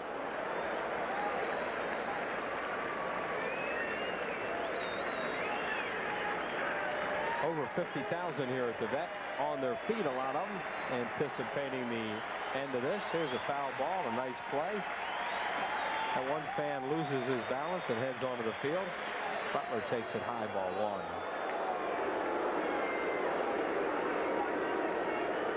Well, for the Dodgers being as hot as they've been, Chris, in the last 14 series, Phillies have really come out with the help of Tommy Green and just shut them down tonight. Here's the 1-2 to Brett Butler.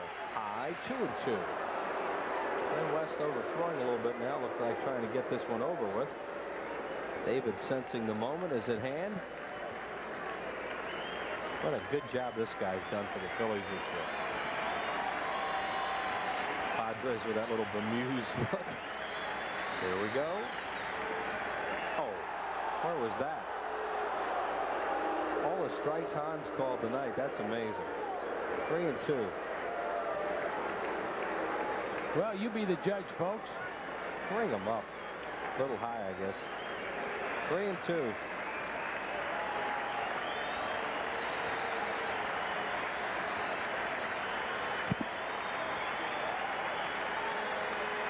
And Butler will just stand up there and foul him off all night. The on-deck batters Offerman if they get that far.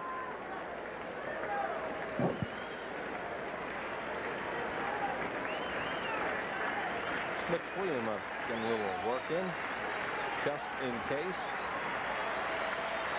3 balls, 2 strikes to Butler. The pitch. Ground ball is short. This ought to, Baptiste boots it. He is struggling out there. Butler has great speed, and he hurried, and he didn't have to hurry as much as he did, so that'll be an error on the shortstop, and the game's still going. Well, that's exactly what happened, Chris. Batiste knew that Butler runs very well. You can see him as he slaps the ball down. Batiste really tries to hurry and grab it and throw it at the same time, and he just didn't have the ball. That's a tough play on a young shortstop, because when you got a speedster like Butler going down the line, you know you got to do all the mechanics right and get rid of the ball quickly. Jose Offerman, the batter. 2 on, 2 outs. Fly ball out of play, right side. Offerman tonight is 1 for 4. He's knocked in a run, his 30th of the year, to tie his career high. There is Baptiste. Kim has really done a good job offensively and at third, and is struggling at shortstop. He's a fine athlete, and he knows he should be better down there. And he's working at it. Up the middle and through for a base hit. Webster's going to score. Butler will go to third. Dodgers pick up an unearned run, and it's now 9-5.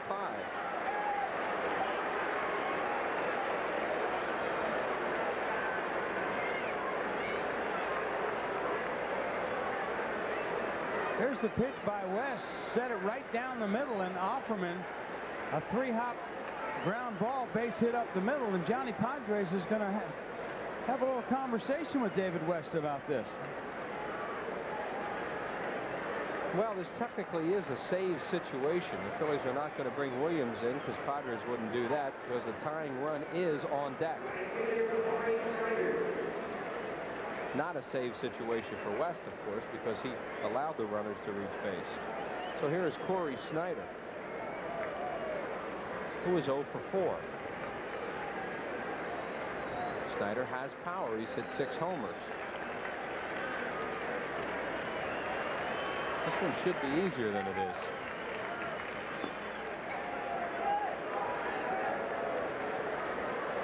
Actually, Corey Snyder has received a great deal of praise from some of his teammates and manager Tom Lasorda for the fine job he's done filling in for Strawberry. This is his 42nd straight game. There goes the runner. Fly ball right field. Eisenreich's there, and let the fireworks begin. The Phillies win the ball game by a score of 9-5, as David West does a good job behind Tommy Green. And the Phillies have won their 55th game of the year. And Jim Fragosi's managerial record is now 4 over 500.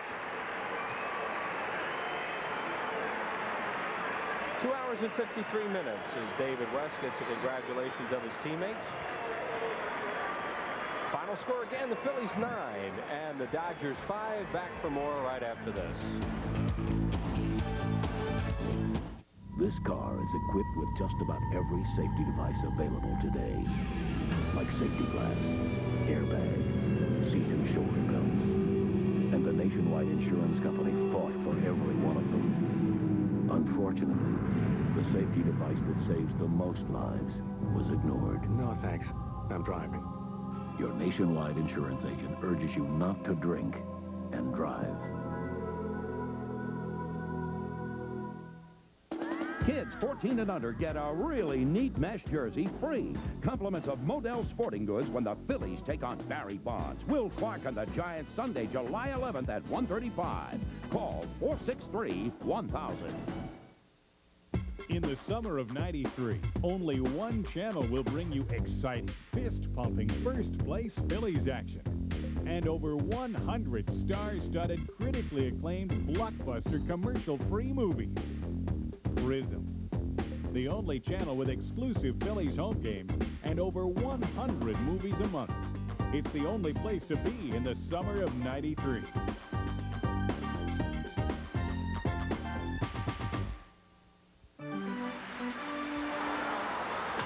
Ragosi's Phillies and Lasorda's Dodgers square off in Game 2 of a 3-game set Tuesday night at 7:30 live from the vet, exclusively on Prism, the home game home of the Phillies. Here's a summary on the ball game. Phillies win it easily tonight, 9-5, as they have a big offensive ball game with 11 hits. Tommy Green is a 10-game winner, pitching into the 7th inning. Oral Hershiser loses the only home run of the ball game by Mike Piazza, his 16th home run of the year. John Kruk had a really good ball game tonight. Kruk with 3 more hits. He knocked in a couple of runs. He made a couple of great fielding plays. And here's one of the hits for Kruk tonight. This is his second hit of the game. This is an RBI single in the 3rd inning as he hit it past Harris. Kim Baptiste throws this one low, and Kruk saves him an error there. And as a result of his offense and his defense, John Kruk is our Texaco star of the game. Phillies 9, Dodgers 5. A final word coming up right after these messages.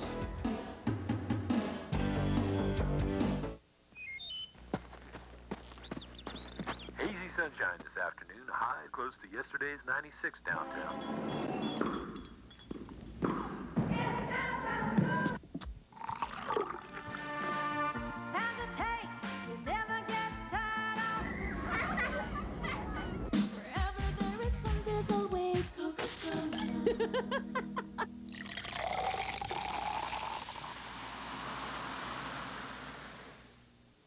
It is the single greatest achievement of our time.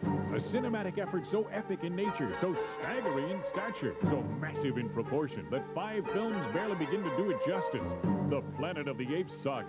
A monumental series of films unfolding for your viewing pleasure on 5 consecutive days at 5:30 in the afternoon this July on Prism. The saga begins with Charlton Heston in Planet of the Apes on Monday, July 19th. On Tuesday, the saga goes underground in Beneath the Planet of the Apes. The 70s suffer from primate future shock in Escape from the Planet of the Apes on Wednesday. Mankind is dealt a savage blow on Thursday in Conquest of the Planet of the Apes. And on Friday, July 23rd, the saga reaches its riveting conclusion in the final battle for the Planet of the Apes. Rejoice, film lovers. The epic of our time has come to the comfort of your home. Unedited, uncut, and commercial-free. The Apes rule again. Roddy McDowell lives. July 19th through 23rd, exclusively on Prism, the only place to be for the summer of '93. The Great Sports Debate Summer Baseball Spectacular is coming your way July 19th at the Coventry Mall at routes 100 and 724, just south of Route 422 near Pottstown. Join Angelo, Glenn, Jason, and Al for an hour of complete and utter baseball madness. Visit any of the mall's 90 merchants prior to the taping and register for a great grand prize giveaway, a Prism night at the Phillies for 2. It's the Great Sports Debate Summer Baseball Spectacular, Monday, July 19th at the Coventry Mall. Be there or be a Mets fan. Game 2 of this 3-game series with the Dodgers coming up tomorrow night. Larry Rosen has the pregame show at 7. We'll have the ball game for you at 7:30. The Dodgers will pitch young right-hander Pedro Astacio. The Phillies will counter with right-hander Kurt Schilling. Thanks a lot for watching tonight. For Jay Johnstone and Gary Maddox, this is Chris Wheeler. The final again, the Phillies 9 and the Dodgers 5. Good night from the vet.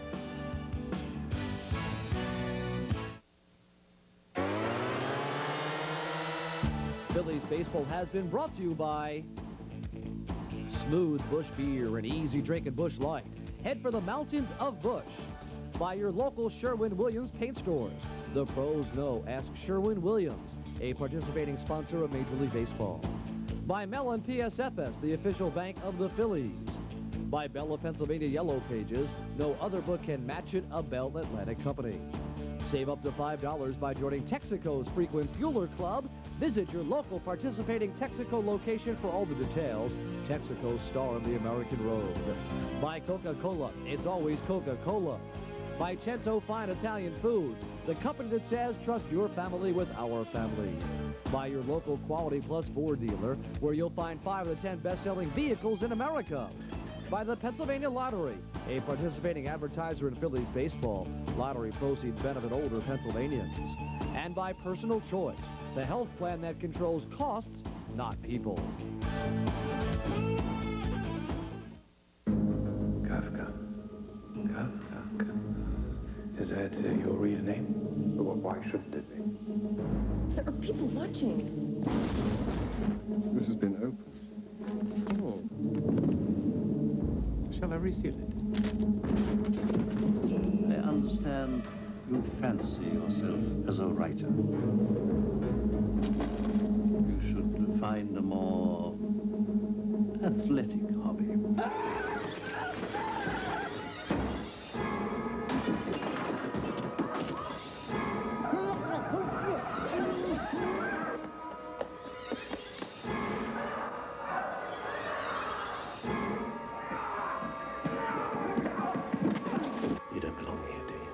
Academy Award winner Jeremy Irons is Kafka.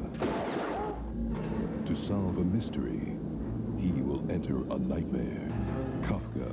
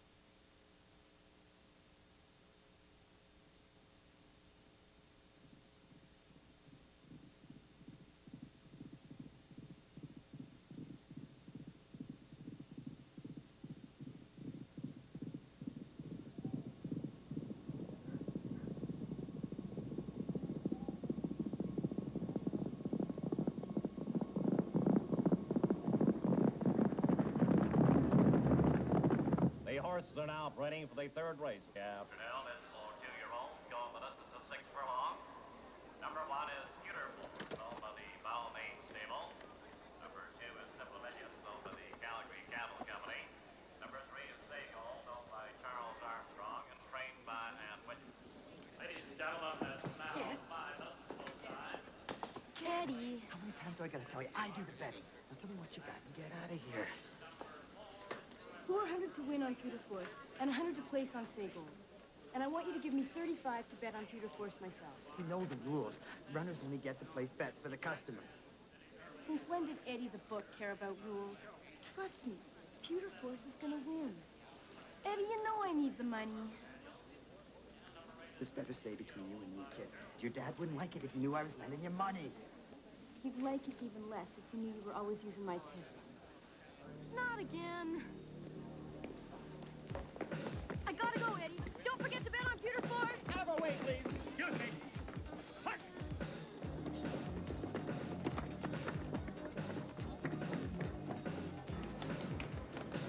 Come on, Dave. Keep moving as fast as I can.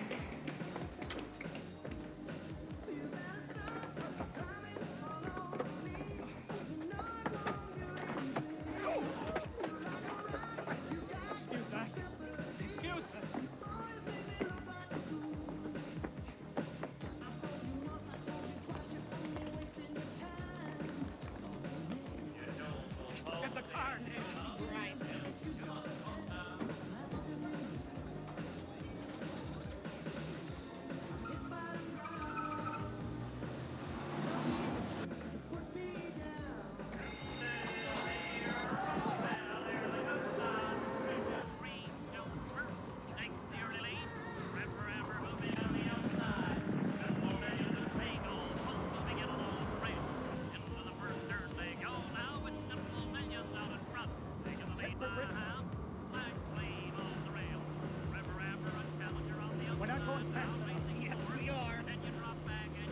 going too fast. Make up your mind. Gee! I'm gonna scream again. All right, going to the line.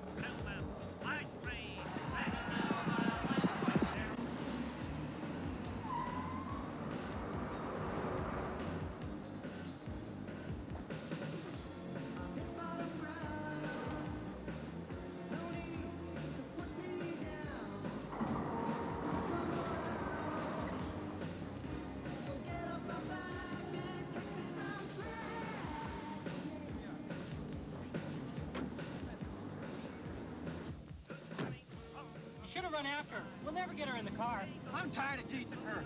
I want a more serious assignment than chasing Pascal Draney every Saturday.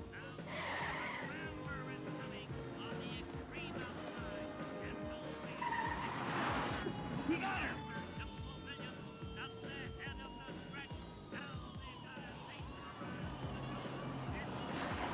Watch out! Damn it! Guys at the station are gonna love this. Reggie. Why? Shut up.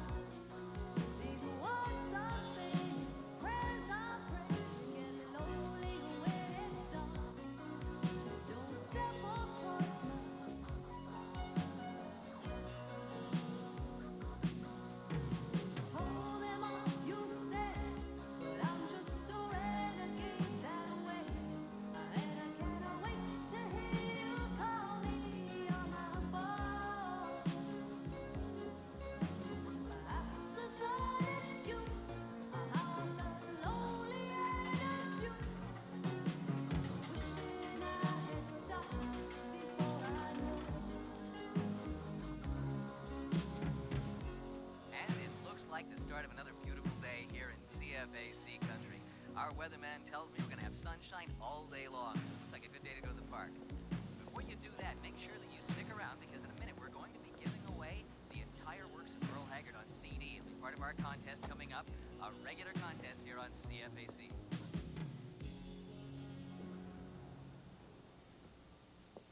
Mr. Armstrong, we've been instructed to give you as much information as possible.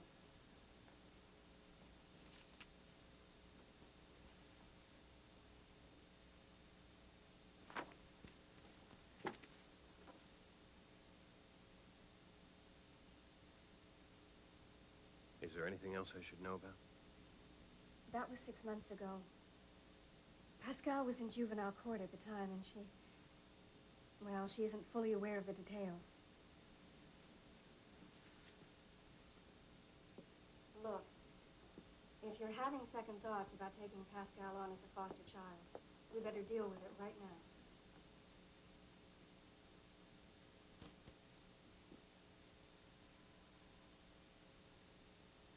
Life without challenges isn't worth much, you know. My wife used to say that.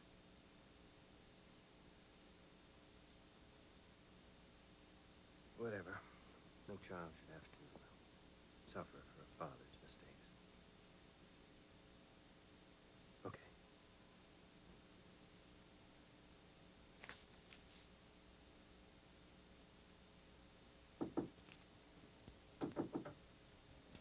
Hi. Picked the right horse again yesterday? We missed you last night. We... Yes, in all the excitement, you forgot you were supposed to leave with your prospective father? No, I didn't.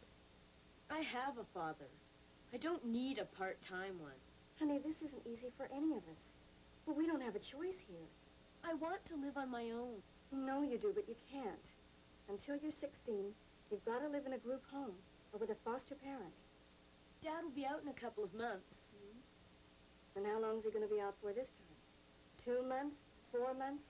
Pascal, you are still too young to be on your own.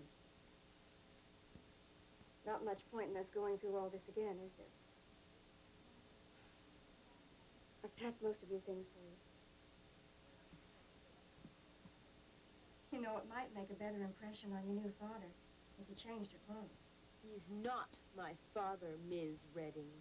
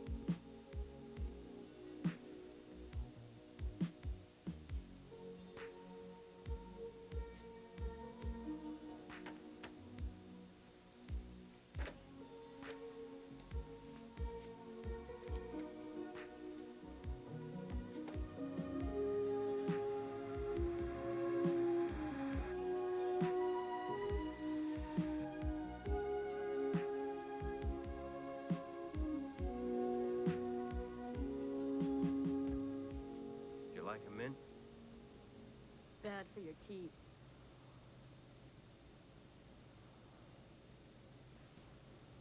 Miss Redding and I have arranged for your paper to be transferred to your new school.